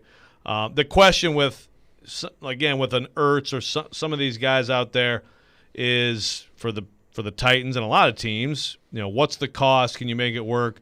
there's always the question. I mean, I know that the answer is always like, well, just restructure something. Restructure this deal, restructure that deal, find more money. It does seem like some teams manage to do it. I don't know how the Saints or the Chiefs have pulled off some of what they've done, but you have to take that into account. Another popular one that I am not big on, but I'd like to get your opinion, is the idea of Delanie Walker. No. That ship has sailed. Yeah. It's like, I don't know why everybody thinks tight end. Tim Tebow. Come on. And Delanie Walker, with all due respect, got pretty banged up at the end of his career. Listen, maybe he can, give somebody a year, but I just don't see it. Well, and look, I'm sure he's in great shape. I'm sure, if you're on Insta, there's probably like a Delanie Walker workout or something. I'm sure, but he hasn't been the Delanie Walker who was a great player here really since 2017. Exactly. So I haven't seen his workout. It would be presumptuous for me to just dismiss him out of hand. But that whole notion of, I always remember, when I was at the other place and we would interview NFL players and they would, talk, working with Frank Wycheck, and they'd always tell Wycheck, "How you feeling, Frank?" He goes, "Oh, I feel great." He goes, "Yeah, you do, but you can't play anymore." Right. And that is normally the case with most players. Yeah. Now, someone could look at Ertz and say, well, the guy's 30. He's seen his best days. I mean, but 30 and 38, right? That's a huge difference. He's had injuries. I just feel like, there's more to give there, and he may be just the perfect, high ankle sprain. That's a bad injury, and especially as you get older, that's a long-term thing. He missed most of last season, and obviously he's had other limitations, but I feel like he's one of those perfect guys where in this exact environment, you actually are going to have a year of him for way less than he should be making. Exactly, and Ertz for a year is a pretty nice stopgap, and you draft a tight end next year. Because to TD's point, I mean, you lose Ferkser, who to me still is he's more of a specialist to me than an all-around tight end, and you lose him. What are you looking at? Jeff Swaim's a nice guy to have in the room, but that's your top line. Maybe a Pinckney can do something. I liked Pinckney at Vanderbilt, but the indications aren't great. Yeah, right? He hasn't shown us he can play in the league. Maybe bringing Michael Pruitt back. To me, a solid guy, but again, not an every down tight end. They did sign 2. Of course, the Titans made official 10 guys they signed yesterday. 4 of interest. One of them is, we mentioned the Ohio State kicker. I'm just going to mess up his name. So the Ohio State kicker. Michigan State defensive tackle Naquan Jones, I think, is a guy who would have a shot. But the 2 tight ends. And actually somebody texted in yesterday on this, on the text line driven by WilsonCountyHunted.com. Miller Forrestall. I mean, look, anybody who plays at Alabama, you're just like, okay, so he's probably good, right? He's probably an NFL player. So Forrestall, but actually the kid from Kansas State, Briley Moore, I thought he was going to get drafted. And I thought he maybe was an option late, in that 6th round for the Titans. They sign him. He was very productive. He's got the right measurables, was productive. Maybe one of those 3, Pinckney, Forrestall, Moore, could be part of the answer. Well, but usually it takes 2 or 3 years to develop these guys. It takes a couple of years on the practice squad, back of the roster, playing a preseason game or 2. The Titans need a Zach Ertz type who they can plug in and really know what they're getting. They're not going to start an undrafted free agent in week 1. No. I don't care how promising they are. But, yeah, in terms of down the road, absolutely. Well, I mean, think about Jonnu Smith, who, listen, I'm bullish on Jonnu Smith. I think that's the one guy who got away who I think it's going to be a regret around here. We'll see. I think he's special. But look at him early in his career. And I know Delaney Walker was there, but it took him time to even get consistent reps. So I agree. You've got to find someone proven and add to that room. That's a necessity. We're going to get a break now. When we come back, we're going to get back into the Preds with another venerable legend, Terry Crisp. ESPN 102.5 The Game, Robby and Rexrode.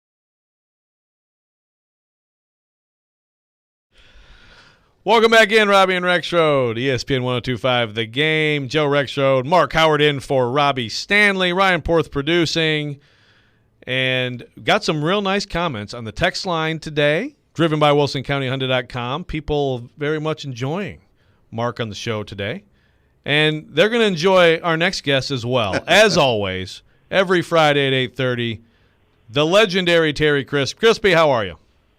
I am great, guys, and what's not to enjoy about Mark Howard? I mean, I took him under my wing. I counseled him. I mentored him. I taught him all I know. Fed me jelly beans. Yeah, forgot about the jelly beans. Good to hear you again, buddy. Great to talk to you, Crispy. Let's hear the jelly bean story. I don't know this story. Well, Crispy, I don't. Do you still do it during the games? Consumes a bag of jelly beans. And you'd always pass them off to me. I used to, but you know what happened?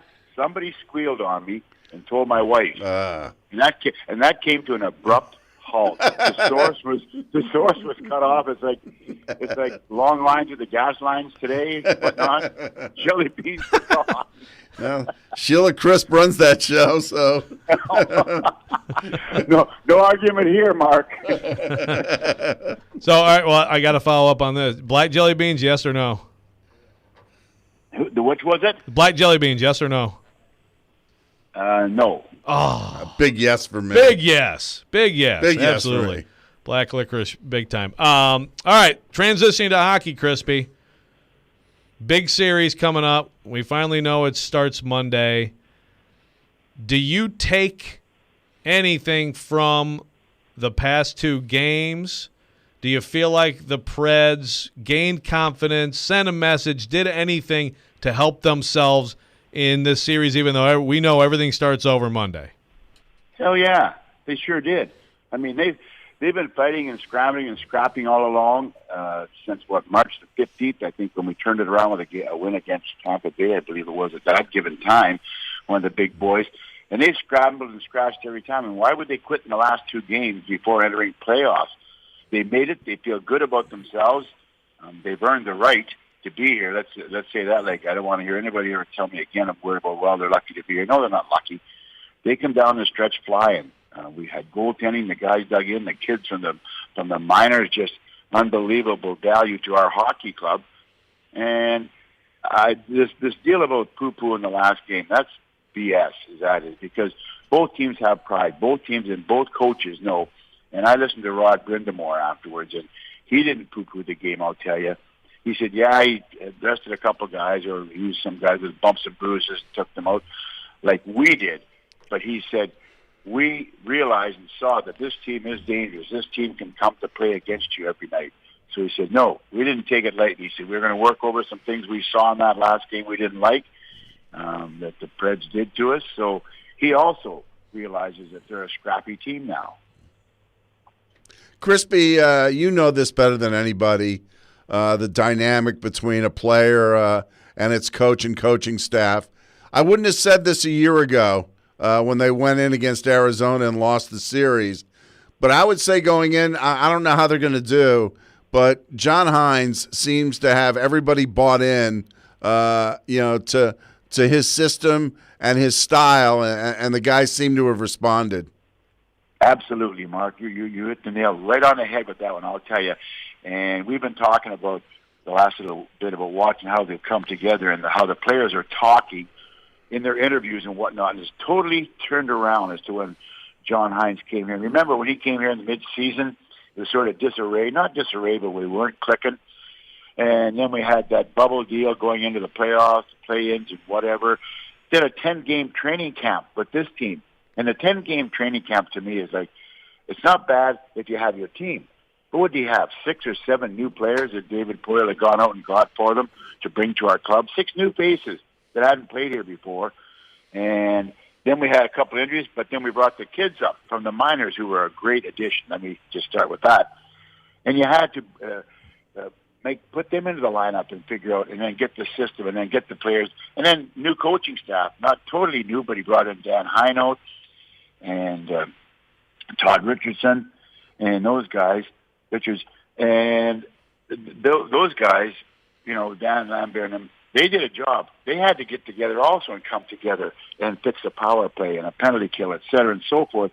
So it wasn't a smooth road coming down this season. And yet, look at these guys just took it by the handle and made the playoffs. So I'm giving the coaching staff full marks. Full marks for what they did. When you see the first 6 games between the Predators and Hurricanes, Nashville had a hard time handling Carolina's speed and pressure. What's going to be the key to doing that beginning on Monday in Raleigh? Probably the biggest thing is don't stand around the ice and asking them for autographs. Don't say, there's Taco, there's this guy. Oh, could I have your autograph? My foot. We're going to go head-to-head with them. And that's why we win. We were aggressive. The herd line started all out. Then the guys bought in. Then Cunnin started to hit and on down the line. And we brought in Harper, who he was tagging guys out there. And this team is a good team. But you know where they're solid. They're goaltending, defense, offense, the whole deal. But I really like their defense core. If you go with their defense core, they're big men. Like, they're all over 6 feet, and they all like to hit. But what happened was we met them head on in the physical department, and I think that's where we turned it all around when everybody bought into it. And by that I mean our team actually, and Mark, you sat beside me long enough to know that I love the phrase Rat Pack Tough. Mm-hmm. And Rat Pack Tough means I don't care. If a scrum breaks out on the ice, I want to see 5 gold jerseys, and each guy has a man so that nobody's left alone in the cavern with guys surrounding him. That's what I saw in the last half of the season. And I don't care who it is, whether it's Goodbranson or whether it's Olivier or whether it's Arvidsson and Grimaldi or from what side to the other. When something breaks out, you go nose to nose and toes to toes with somebody on the ice so that you're never outnumbered. That's what I like coming down the stretch with this team. So, Crispy, we had John Hines on earlier, and he was talking about the lineup, of course, the young guys, the hunger, the standard that was set, but also some of the difficult choices for this series. And Eeli Tolvanen, one of those guys who came up as a guy who was hurt, has not been as effective since coming back. Obviously, is critical on that power play. What do you think? First of all, would you relish being in this spot in terms of having so many different combinations and so many guys who are going to sit right now who could make a case to be in your lineup? And what do you think right now specifically about Tolvanen and how he fits in? Heck yeah, I'd relish it. I should have relished that and said, holy hell, who's going to have to play that? Where am I going to play? Of course, I'd put relish on top of ketchup and mustard to get that one, I'll tell you right now. For these guys, and Tolvanen he's still a youngster. He still is not we saw spurts of him. Remember when he first struggled coming in, Mark, you and I, we talked about the youngster, but they put him on a plateau where he maybe shouldn't have been earlier. He went down, he learned his helmet. Yeah, we know he has the skill. We know he has the shot, and I think right now, if a couple of veterans just get alongside of him and talk with him, he'll be a valuable asset. But the depth of our team right now is what has carried us. But look at the injuries we had, the quote, core guys that were out. And we won. And who won? The guys we plugged in with, the guys we brought up from Chicago, a.k.a. Milwaukee. These kids did the job. Tolvanen is part of that.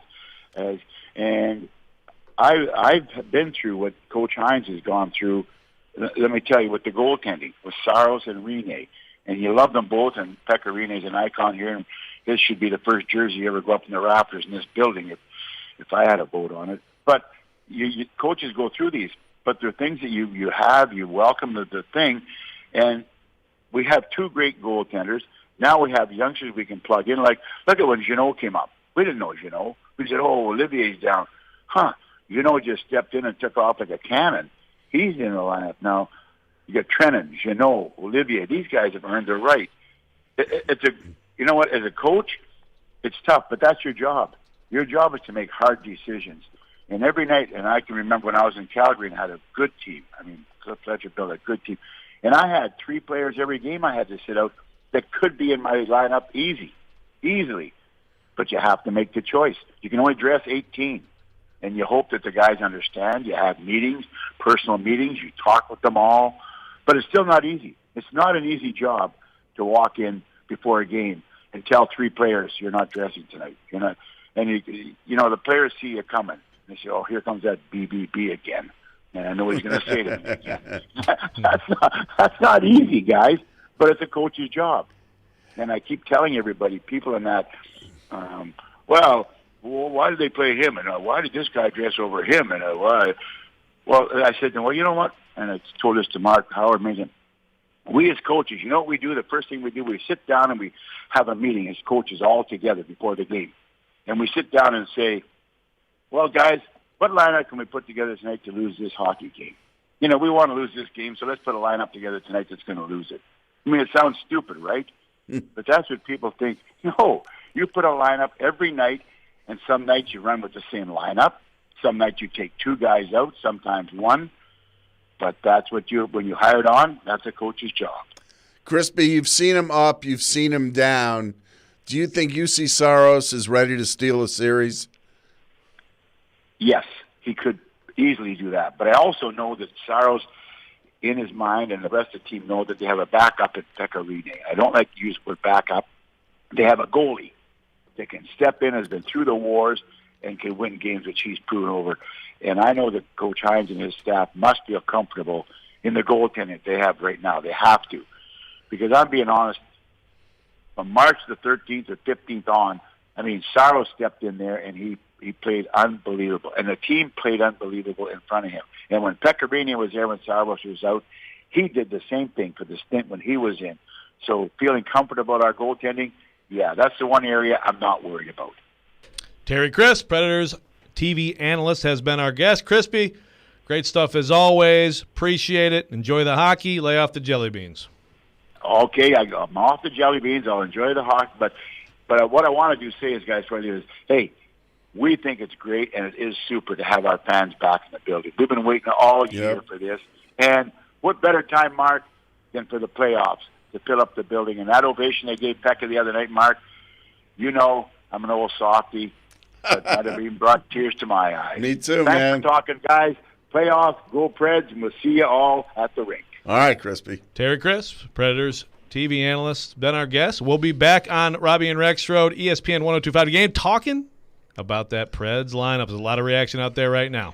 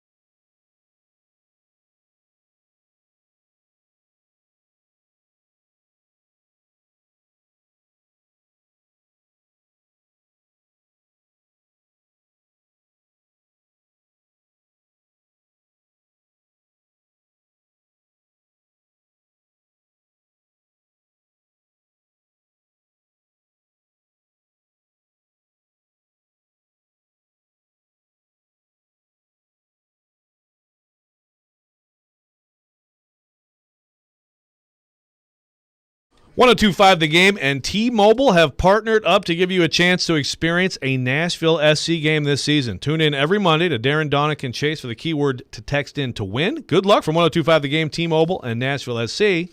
And listen to the game every weekday for your chance to win $1,000. It's the game's 1K payday presented by Kentucky Kingdom and Hurricane Bay. Listen for keywords at 9, noon, and 3. When you hear it, go to thegamenashville.com, enter the keyword for a shot at $1,000. Welcome back in, Robby and Rexrode. Mark Howard in for Robbie Stanley, who is glamping at the Grand Canyon, a word that I just learned this week, but apparently it's glamorous. Camping. Ryan Porth producing. We are talking Preds. And, guys, there's a lot of reaction out there. We had John Hines on earlier. And so what happens? You have an interview. I thought John Hines was great. I thought it was a really good interview, a lot of good stuff in there. One of the things that really struck me was what he said about Eeli Tolvanen. Do we have that? I'd like to hear that again. I think he really got some traction there, and then he got hurt. And then since he's come back off his injury, I know he's working and trying. We're working with him. But, he hasn't had the same impact as he's had 5-on-5 or on the power play. So, I think it's the combination of the coaches trying to help the player, but, it ultimately comes down to the player being able to play at a level that we feel he's going to be able to help us win. So, that'll be a decision we'll have to make whether he's in or out. So, making it clear, a tough decision, and frankly, I'm not surprised that Tolvanen would be a tough decision. We've talked about it all week.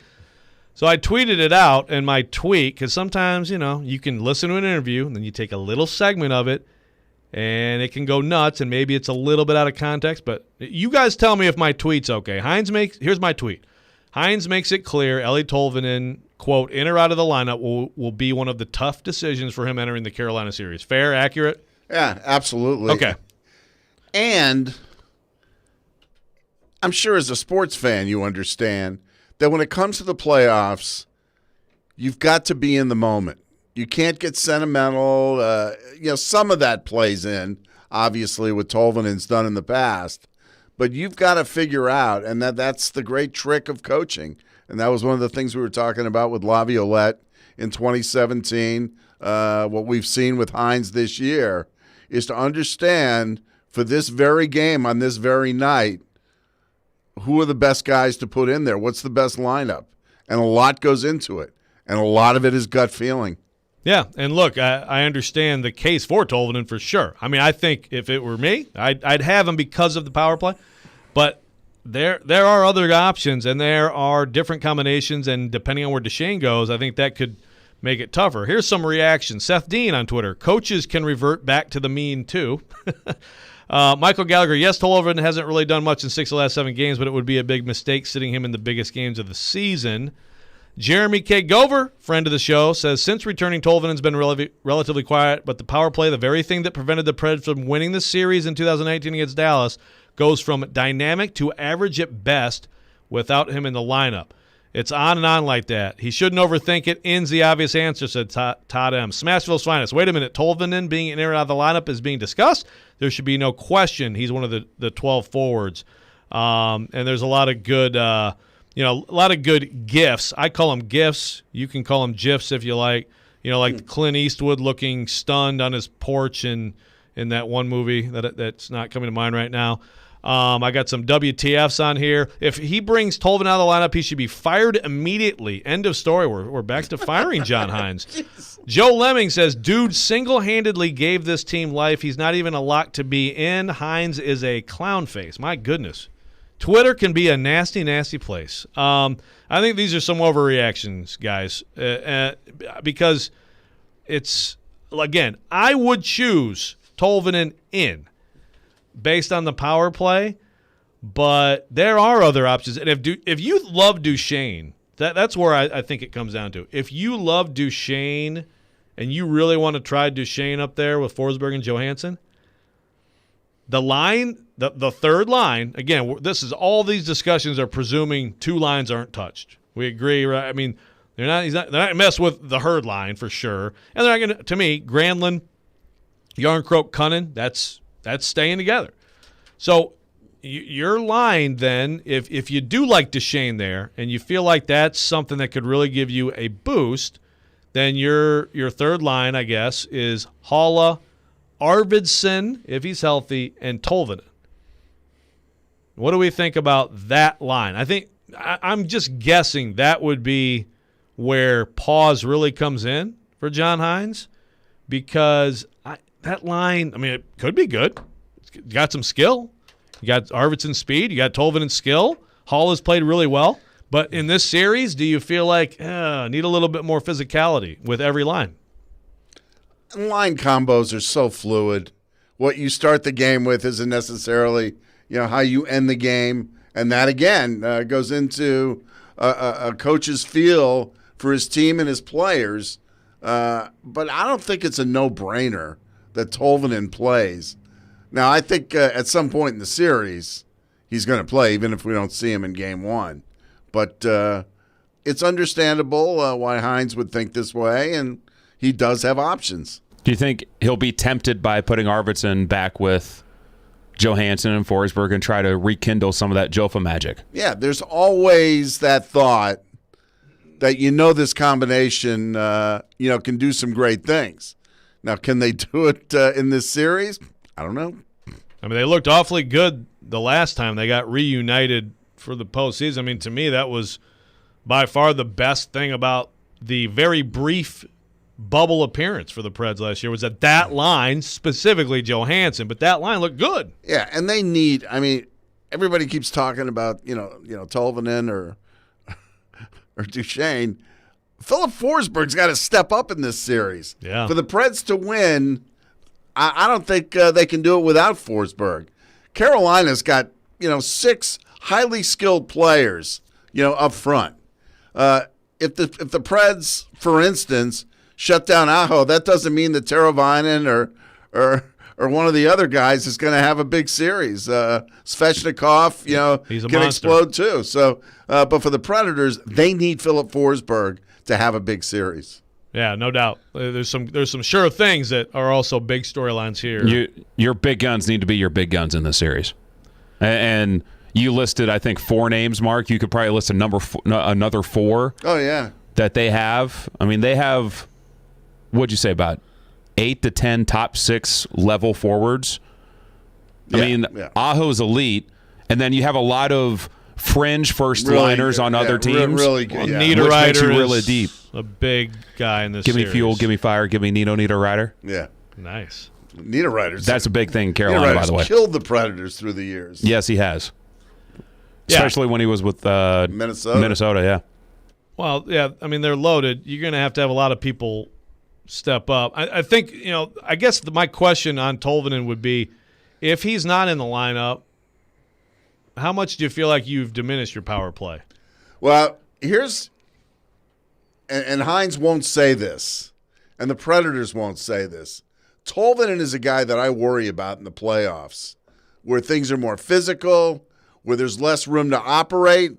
Those were all the things that held him back earlier in his career. And in the playoffs, it gets ramped up even more. Now, you can't operate with the mindset, well, he probably won't play well, but there are certain guys who don't seem to thrive in that situation. And I could see early in his career how Tolvanen might be one of those guys.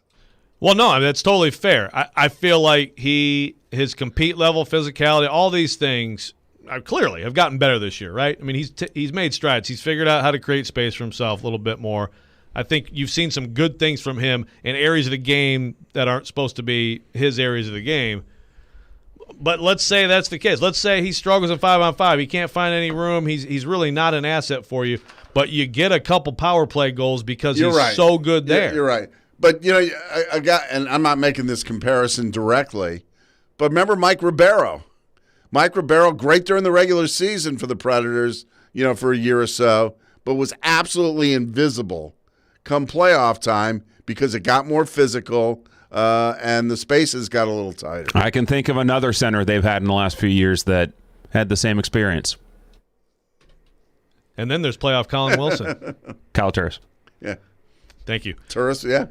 And then, but Kyle Turris, though, but he wasn't having any success after his first 10 games. 20. Right? Don't sell him short. 20? Okay, we'll give him 20 games. But yeah, no playoff Colin Wilson. So they need, who is this team's playoff Colin Wilson? Luke Cunnan. Playoff Luke Cunnan? Sure. Okay. All right, we will take a break right now, and we will be back, talk more Preds lineup, get your reaction here on Robby and Rexrode, ESPN 102.5 The Game.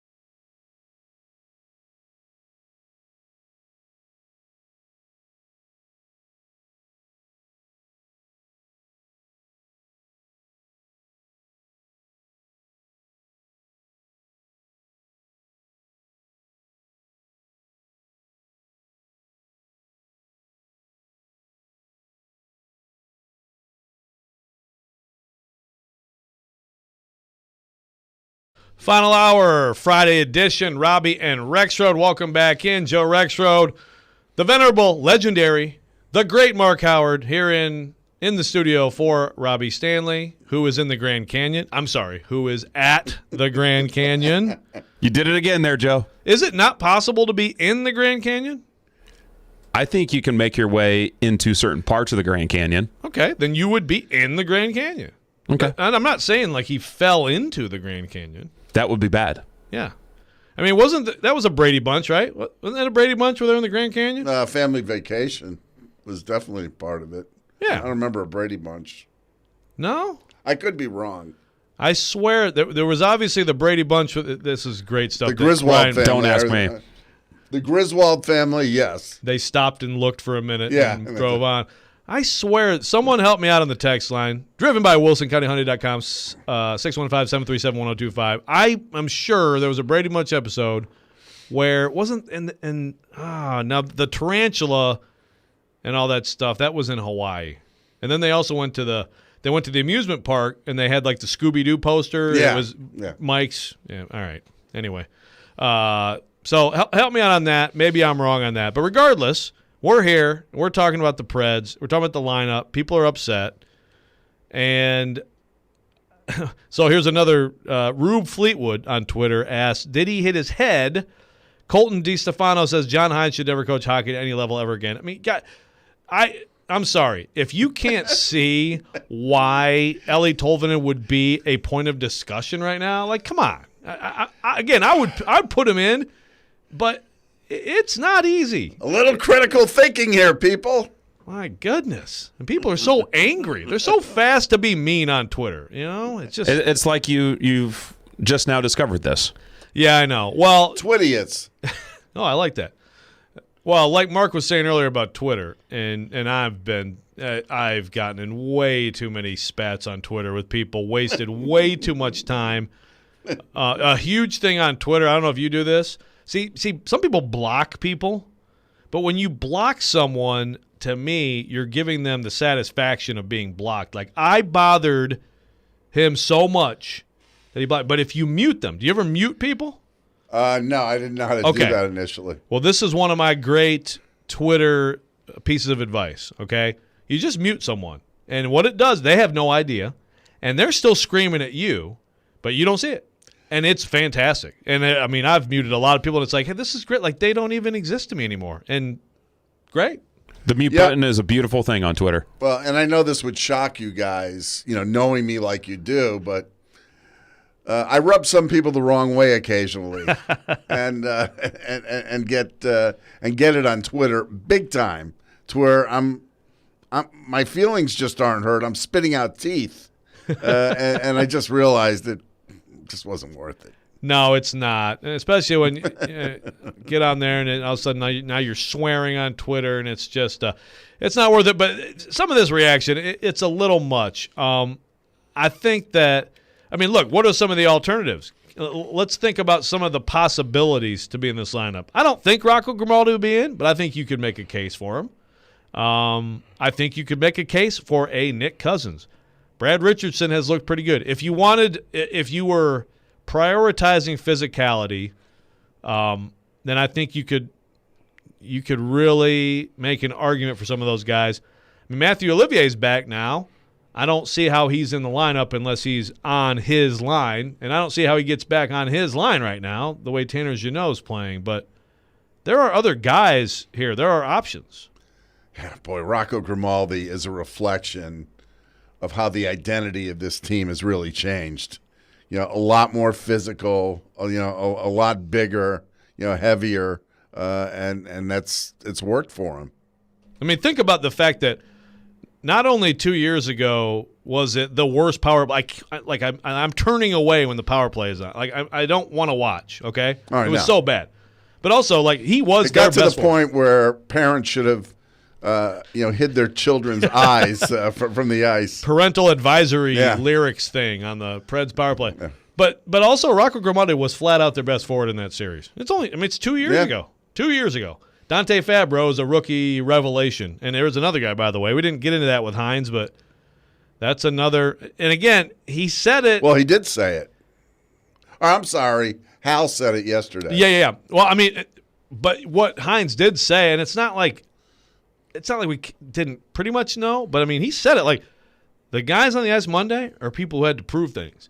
So Carrier not on that list, Fabro is, and he should be, and frankly, I'm really interested to see what happens with Fabro here. I'd guess he wouldn't be in Game 1. Yeah, I have long said that Fabro should have been in Milwaukee all of last year or the year before. Well, look what it did for Carrier. Yeah. You're saying Fabro's first full NHL season, like after the Star Series, should have been there? Yes. And not on the second pair? No. I mean, I didn't think he was ready. They've had a lot of guys, obviously, who time in Milwaukee has done them good. Yeah. But regardless, at this point, he's an interesting player. I still feel like he's got a lot to offer, and he's not at his ceiling. I think he's going to be good, but I don't know right now if he's in that six. Yeah, defensemen can be so – you got to be patient with them. It takes time to develop a lot of them. Some come in with so much, offensive skill, like a Klingberg, that he can overcome his defensive deficiencies. But other guys, need some seasoning. And the Predators, were thin on defense, and so they had to throw Fabro in there. But I thought Fabro should have been in Milwaukee, and that's my personal opinion. Text line driven by WilsonCountyHyundai.com is popping right now. First of all, very important. Well, we actually have conflicting stories here. Keith says Peter got lost in the Grand Canyon. Michael from Hermitage says Bobby and Cindy got lost and they met up with some Native Americans. Someone got lost, but okay. So I was right about the fact that the Brady Bunch is in the Grand Canyon. Chad from Chattanooga, you can't say Tolvanen should be a lock in the most important games of the season when he was essentially a no-show during the most important stretch of the season the last month. I wouldn't say he was a no-show for the last month, but what was it? It was 1.8 games, right?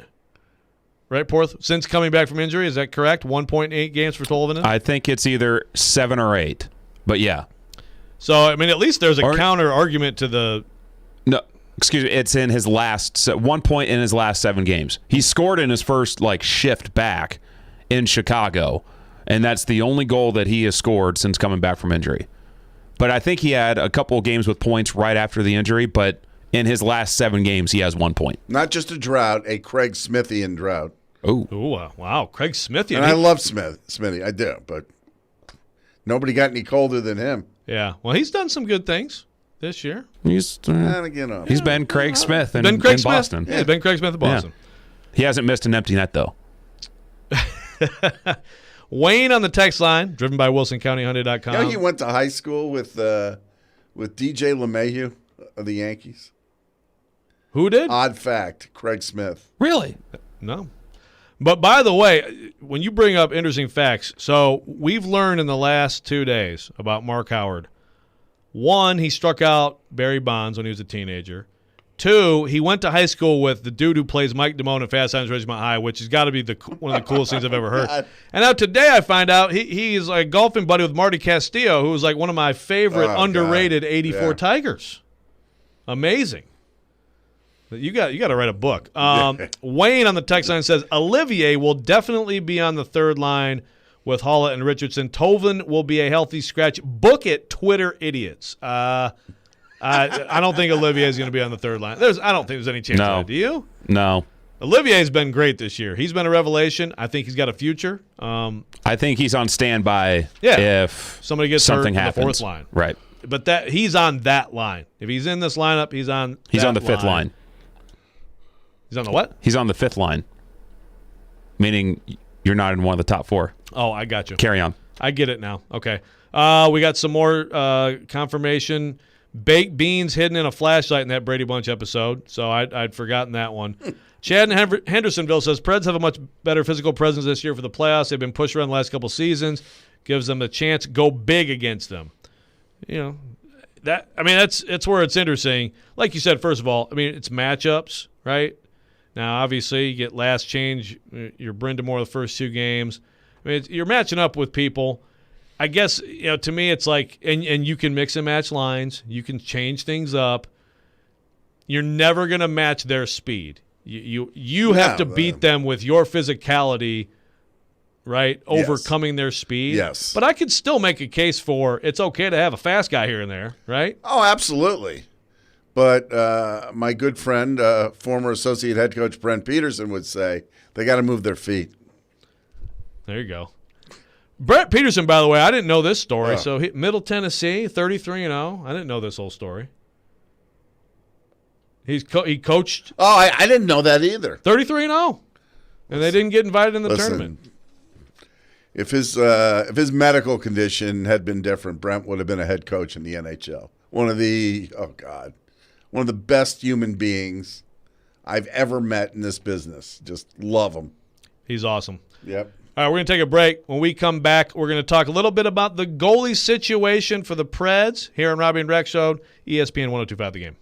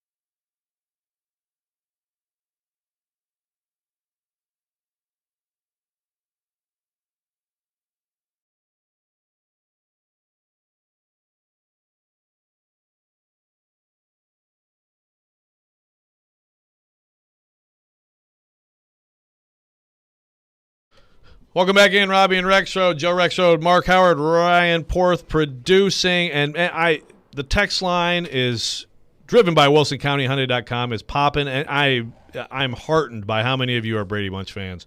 So many great details from that Brady Bunch episode on the text line. Chris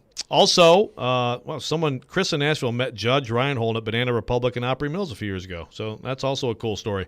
We have a lot of cool stories. Actually, we're going to get to some of Mark Howard's best stories in this segment because, Mark, you brought up Pekka Rinne and the Monday evening that I think this city stopped and noticed and really embraced as a great moment, also as I think a better moment because it wasn't prepackaged to me, like because it wasn't planned. It was more spontaneous, and it was more, I think to me it's more real than some of those situations like that. So I have a couple questions for you. First of all, would you say that night, because you had some strong comments on it yesterday on what you thought about it, would you put it in your top 5 of things you've witnessed? That's a big list. That's a tough list to crack. And then also, I'd like to hear that top 5. It would not make my top 5.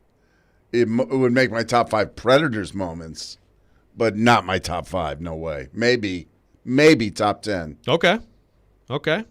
Well, I can't wait to hear it. Now you've got me to 2 lists. I'd like to hear your top 5 Preds. I'd like to hear your top 5 overall. Wow. I'm just piling it up on you over there, Mark. All right, you got really putting him on the spot there. Oh wow, man. Well, okay. For Preds, we'll go later. Overall, you have something you have it in mind? Okay. Yeah, because there are a few with the Preds. I got to get the dates down exactly. Pick an overtime win in 2017. I mean, seriously. Yeah. The double overtime game definitely was that. Was that 16? Yeah, 16 rather. Yeah. Right. Those ridiculous. Triple overtime. Triple rather. Yeah. Mike Fisher. The Mike Fisher goal. Yeah. Game 4 against San Jose in 2016. Yeah. 2017.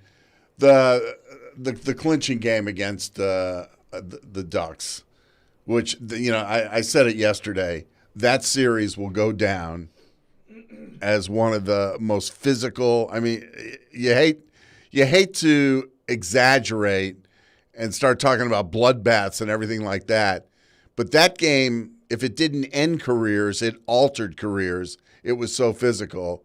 And you talk to the players involved, a guy like James Neal, who was in some wars when he was with the Penguins against the Flyers, and he said the Predators-Ducks series was easily, more exacting than anything that happened to him in Philadelphia, than in Pittsburgh. Oh gosh, beyond winning the first series when they beat Anaheim, that was such a huge threshold. I mean, there are a bunch. I don't know if I can rank them exactly. The year they beat the Red Wings in 5 games. I mean, the Red Wings were their white whale, and I remember being behind the bench and being so nervous I didn't even want them to go to me on television. It was just unbelievable. There was so much tension down there. The first year they were in the playoffs, David Legwand's goal against the Red Wings here just blew the house up. J.P. Dumont's goal against the Sharks, I remember, lit the house up, although they lost that series. That moment still goes down as one of probably the top 3 or 4 loudest moments I've ever heard Bridgestone Arena. Yeah. And, Joe, to give you the context on the Dumont goal, the Preds had this parade of penalties to the penalty box against San Jose. They got a 5-minute major, and they were on the penalty kill for like 5 or 6 straight minutes. They kill it off, but towards the end of that, Dumont goes down on a 2-on-1, scores shorthanded in a must-win Game 2, and that place just went bonkers. I mean, it was unbelievable. Yeah, it's so funny because being here, from the time the Preds came in, we had all these great regular season moments, some pretty memorable games. That what was that? 8 or 9-1 game against the Red Wings. 8-0. Yeah, They scored 5 goals in the first 12 minutes. and 3 when I was in the bathroom. And I'm supposed to be the game reporter. I'm not kidding. Went in, it was 2-0. Came out, it was 5. I'm like, what happened?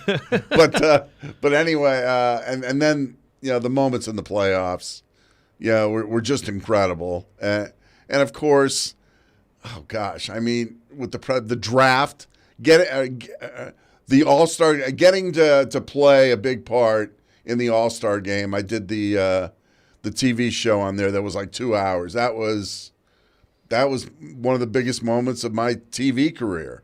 The Predators have just brought so much to this city, and in some way, somehow, you've got to include the outdoor action, during the finals. I mean, in 2017. I mean, it was organic. It was unbelievable. And I always laughed at people who said, "Oh yeah, that didn't surprise me." I go, "Really?" I said, "Yeah, that just blew me away." I mean, I remember the years when hockey was coming here, and you had people going, "I'm never going to go to a hockey game." And now, the Predators, I'll always say, they're really the heart and soul of sports in Nashville. The Titans certainly might be the most popular, just by sheer numbers. But Predators fans and the way that the city has adopted them, there is a special relationship between the Predators and this city. I'll always maintain that, and you'll feel it in the building next week. You will. Their fan base, is awesome, and it's something they've earned. They've nurtured it. They've helped build it. As far as other things, to me, this, maybe the singular sports moment was the Music City Miracle. I mean, that just... Yeah, I figured that might be high on that list. You just can't replace that. And then I had 2017 Preds, because I don't know if you could pick out one specific moment. The College Baseball World Series, I think a lot of people underestimated that impact. The Titans winning, in no particular order, Titans winning at New England and Baltimore. The NCAA tournament, that was awesome. The NFL draft, again, something I don't think any of us could have imagined. We maybe thought it would be big, but when we actually saw it, when you saw Lower Broadway and that shot of how far down it went, just gave, if you lived in this city, gave you chills. I also, for me personally, I covered the 1992 NLCS, the Francisco Cabrera moment. I was right down there on the field when it happened. That was pretty cool. And I wrote down Barry Goheen, where if you're a Vanderbilt basketball fan from the 1980s, you'll remember Barry Goheen hit 5 or 6 game-winning shots.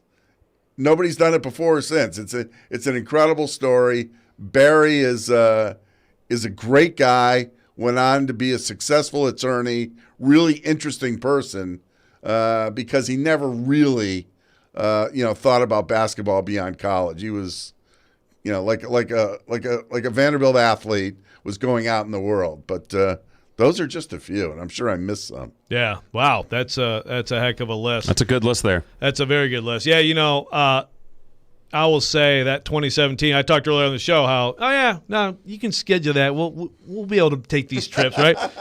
Tell you what, that's 2 straight months. I used to think that, like, Michigan State making a Final Four run, you can never count on that. But they've made a few with Izzo as a 5 seed, where you didn't expect it at all. And you've got a few weeks there where you're like, man, I wasn't ready for this. Was not at all ready for the Preds to go 2 straight months every day. I mean, every day you're there, right? You're covering it. I don't know that I've had more fun. I've been lucky, been able to do a lot of cool things in sports. That 2 months was grueling. You got a morning column every day. How about let's write about PA Parento today, right? But you know what? That was so much fun, and I agree with you.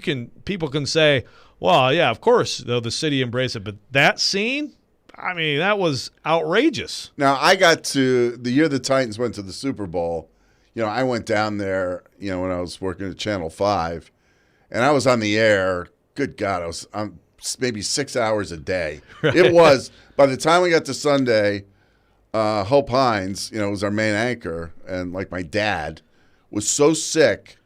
I mean, he had no voice left. He was sick as a dog. I mean, everybody was just emotionally just spent. And you sort of felt that way covering the Preds in 27. It was great. It was exhilarating, but you realized how long that season was. And nobody's complaining. Believe me, don't want any sympathy or whatever.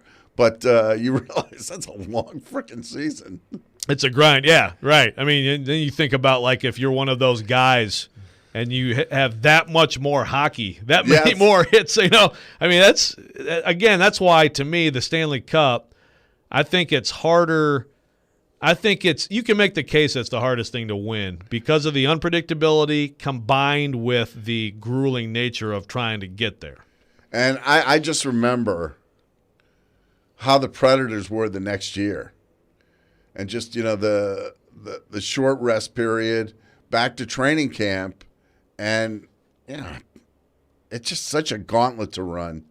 But you're right. I mean, and the games, just the intensity level, the level of physicality. Yeah, I don't know how those guys do it. On the regular season front, that next year, because, of course, you remember the playoff stuff. Yeah. That's the stuff that people will always remember. You guys have got it in your brains. They'll never leave. But that one game, the game here against Pittsburgh the next year, remember this game? Yeah. Mm-hmm. That's one of those that is like for a regular season game, like, man, that was special. Kyle Turris's debut. Turris, yeah, I mean, but wow, that's a heck of a list. I'm trying to think of the Michigan State Middle Tennessee. That's one for me too. That was a front page of the Tennessean when I didn't work for the Tennessean yet. Yeah. So.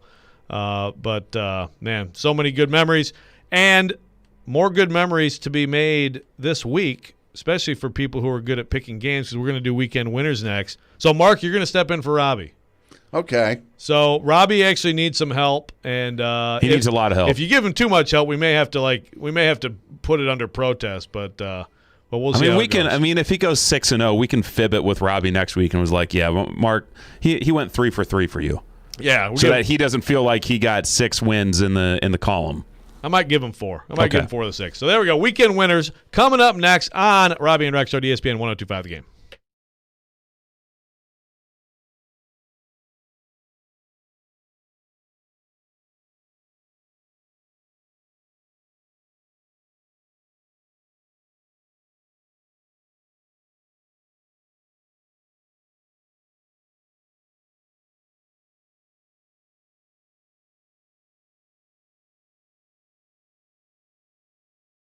Put it on my bill.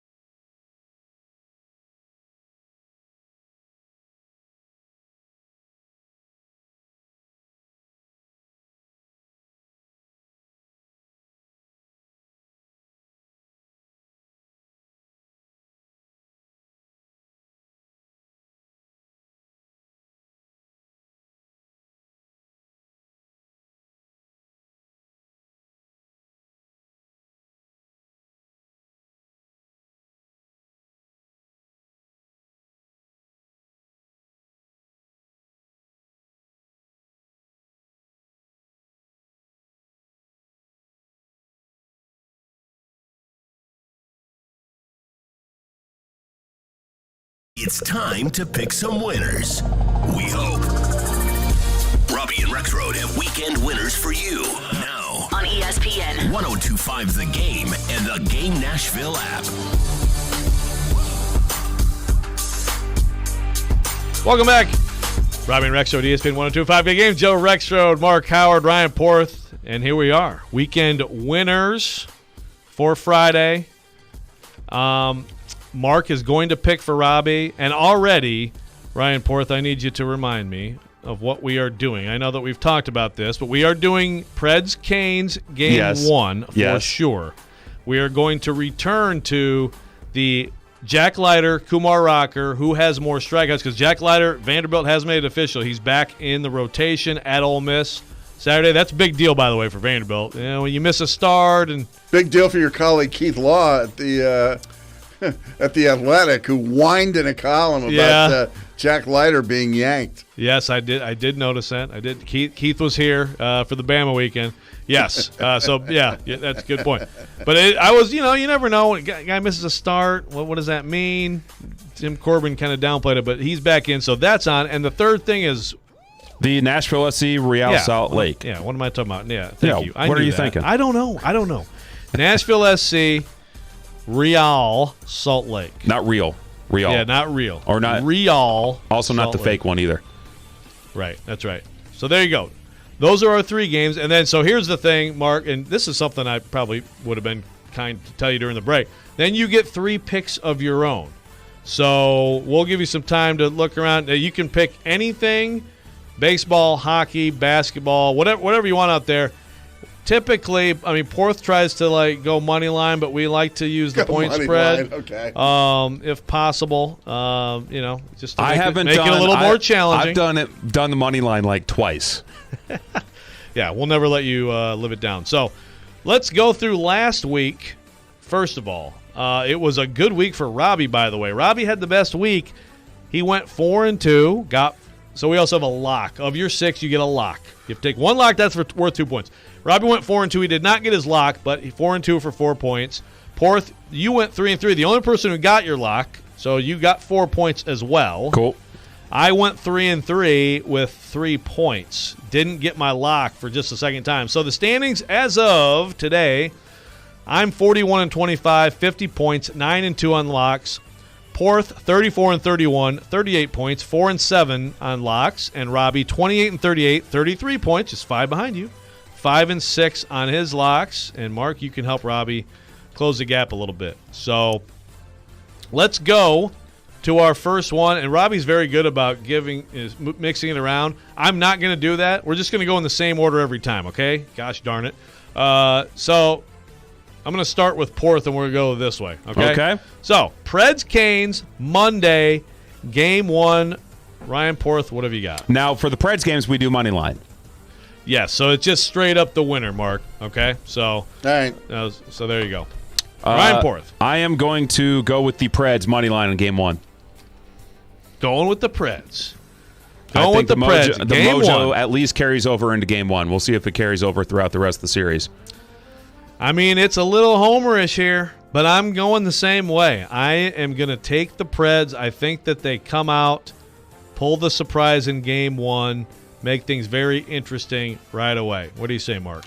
I say Carolina, responding to the 2 losses in Nashville, come out with vim and vigor and win the game 4-2. There you go. You saved it from being just absolute. Can't go totally homer here. Yeah, exactly. Thank you. All right. Nashville SC coming off its first win of the season after 3 straight draws on the road for the first time. A little bit of a later match here. And by the way, let me say this. That ESPN 94.9 is the official English radio home in Nashville Soccer Club. Listen in Saturday. Nashville SC hits the road to face Real Salt Lake. That is pregame 8:15. Match starts at 8:30. What say you, Ryan Porth, Nashville SC? You picked them to win last week. Finally got it right. What do you say? I think I've picked Nashville SC every single week. And then they tied the first 3, and I just kept going back to the well because at some point they were going to win a game. So we keep coming back to this homer topic. I'm going to go with Salt Lake. Nashville SC's first first road game of the road match of the season, I'm going to go with Salt Lake. Yeah, I'm gonna say they get clean sheeted by Salt Lake, 2-0, 2-0. All right, throwing in the clean sheet. Very good. That's a good term. Clean sheets are nice. Well, I'm going to throw in the term draw because it's been very good to me this year. Yeah. I've been picking some draws, and I think that Nashville SC, I'm seeing a 1-1 draw to be 1-0-4 on the season. Okay. All right, we go to Jack Leiter. Kumar Rocker, of course, gets to start tonight at Ole Miss. Jack Leiter back in the rotation tomorrow at Ole Miss. Who gets more strikeouts? Ryan Porth. I, at some point, will get this one right. Right? I mean, I think I've missed every single... Have you missed this every time? Is that right? Leiter Rocker prop. Give me Kumar Rocker. Or Kumar Rocker. I'm also going to go Rocker. It's great for Vandy that Leiter's back in. Obviously, he's had some struggles.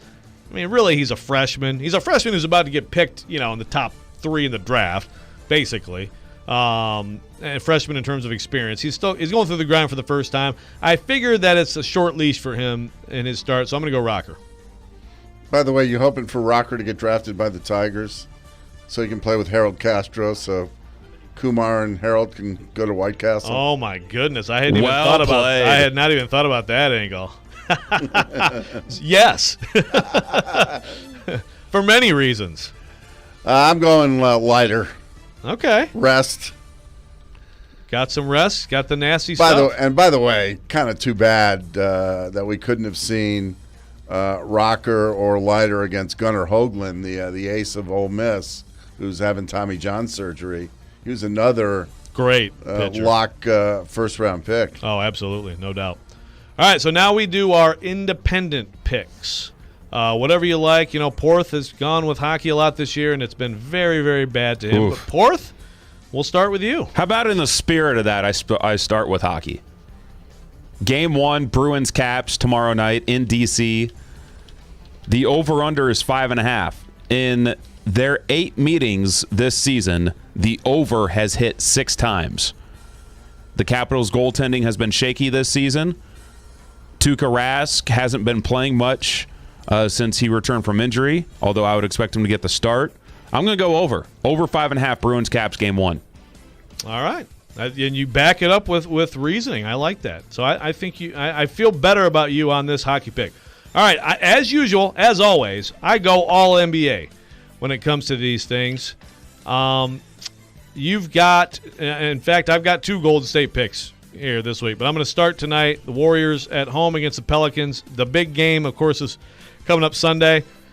This one, actually, I don't think it means anything, but Golden State is favored by 2. Golden State is rolling. They beat the Jazz. They beat the Suns this week. Steph Curry's going off. Give me Golden State -2. Make it my lock. Guaranteed. Interesting. Mark Howard? I got the Grizzlies -5.5 against Sacramento. Definitely take them. And I like New Orleans Pelicans tonight against Golden State. And you want to throw that into your picks? Yeah, absolutely. Okay, absolutely. So you're doing Pelicans +2, directly opposing me. I like it. Okay. And I'm going to take the Islanders in Game 1 against the Penguins. Islanders money line? Yes. All right. Totally belying the belief of the prognosticators who love Pittsburgh, and understandably so. Well, we'll allow the money line on an underdog, right? I mean, that's probably the fair way to do it. Absolutely. Yeah. I had the BYU money line against UCLA, or excuse me, UCLA money line against BYU. There you go. Okay, so now do you have a lock in there, Mark? Looking for a lock. Oh, I'll give you a lock tonight. The Yankees and Corey Kluber over the Orioles. Well, of your picks, which would you pick as a lock? Or you can make that one of your picks. I'll make that. Okay, I'll make that one of my picks. And yeah, Corey Kluber -1.5 or money line. Well, money line, it's easy because they're 200. Well, we don't like to make it easy. -1.5. -1.5. Yeah, okay. there you go. All right. Okay. Yankees love Camden Yards. They are very successful against the Yes, Orioles. they are. Many Okay. teams are successful against the Orioles. Although Gleyber Torres, who owned the Orioles last year, is on the IL with COVID-19. All right, so which of your picks are you erasing then? Grizzlies, Pelicans, or Islanders? Well, I want Grizzlies, Pelicans, Islanders, and the Yankees and Kluber.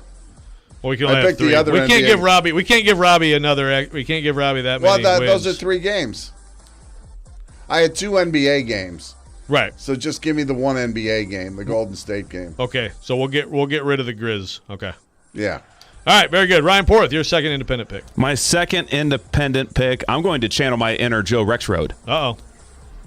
Go to the association tonight. The Wizards have everything to play for tonight, and the Cavs have nothing to play for. It's a big spread, but give me the Wizards minus 8.5. And that is my lock. The I Wiz like Kids. It. I like it. I like it. I am going to, of course, stay with the association. And, boy, Magic Sixers. Sixers by 13.5. Magic, Oof. absolute garbage. Sixers got smoked last night. I like that's a good rebound play.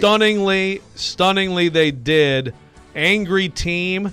I'm going to go ahead and give the 13.5 with the Sixers. Oof. Okay. All right. My last independent pick, going to baseball tonight.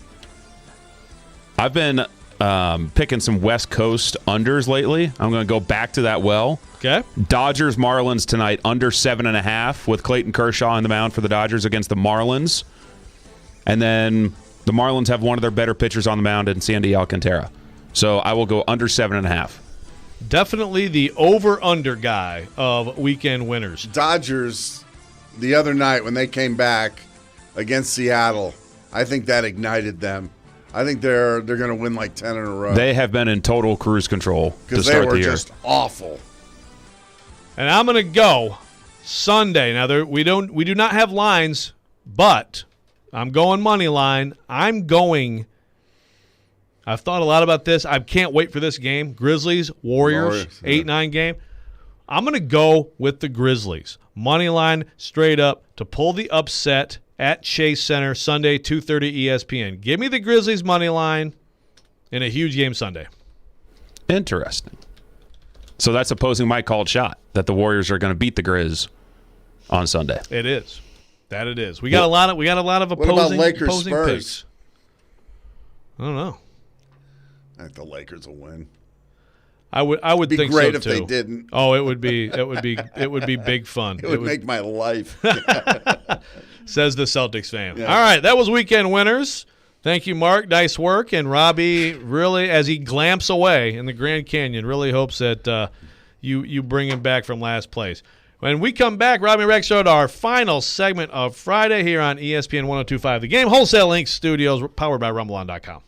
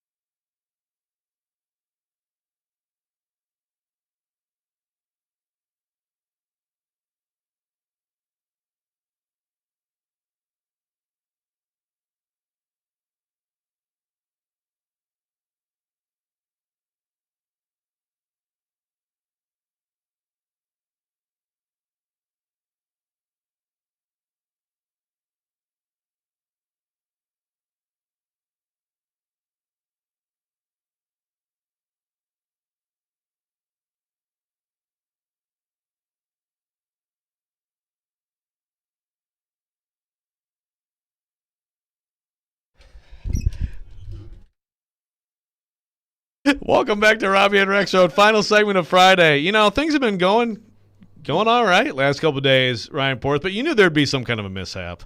That was definitely a mishap. Me not realizing we were back, then having my mic on and making a weird sound as we came in. But hey, let's see if we can keep it going because we have a caller, Bicycle Boy, with a message for Mark. Bicycle Boy, how are you? I am better than I deserve. And good morning, fellas. BB, what's up? As a long time sports radio listener, it's great to hear you back on in the morning again. And I just wanted to remind you, Mark, that the Tour de France starts a little early this year. It's at the end of June. And so I wanted to make sure you knew so that you could set your VCR and get that recorded. Well, and Bicycle Boy, you should be excited by the fact that we're hoping that cycling, the sport, isn't tainted by the dirtiness of horse racing. I'm sure the horses have taken some lessons from some of the cyclists. Exactly. Really. Great to hear you. Thanks, buddy. Thanks, Bicycle Boy. So, Bicycle Boy, legitimately a big Tour de France fan? Yeah, he's a big cycling fan. Yeah. Are you? No. I kind of got that. I kind of got that, from the So you're not DVRing the Tour de France. I am not. But or VCRing it. Yeah, really. I haven't had a VCR in a while. Yeah. Well, you and I could talk about the big debate of VHS versus Betamax. Remember? That was exactly. Porth? Beta? Yeah, no. No. When was that? We're talking. I mean, you're going. That's probably even early '80s. I mean, I'd say Beta was probably about phased out in about '85. But there were some people who had the Betas. People had the VHS. We chose right back then. So I was born in '89. So. Yeah, long after. It was kind of funny that because he chimed in, and we were, talking about when the 30 for 30 on Lance Armstrong came out, and I said, to me, Lance Armstrong is a subhuman. I mean, he did a lot for cancer, but his justification for cheating is ridiculous, and. And the way he's handled it since then too. The careers, through the whole process, trying to ruin the careers of the people who wrote stories on him, how he just tried to destroy people. Ugh. Yeah, absolutely. No, ridiculous. Get a little tip for folks out there on the Preds fans. Vingan, I tweeted it out. He's got a big piece of it in The Athletic. See, sometimes I promote other people's work. Porth. Yes. Did you know Joe writes for The Athletic? Thank you. But it's a good piece from Vingan and a little bit more detail on John Hines. And we talked earlier on the show with John about the turnaround. Obviously, you go back to that road trip.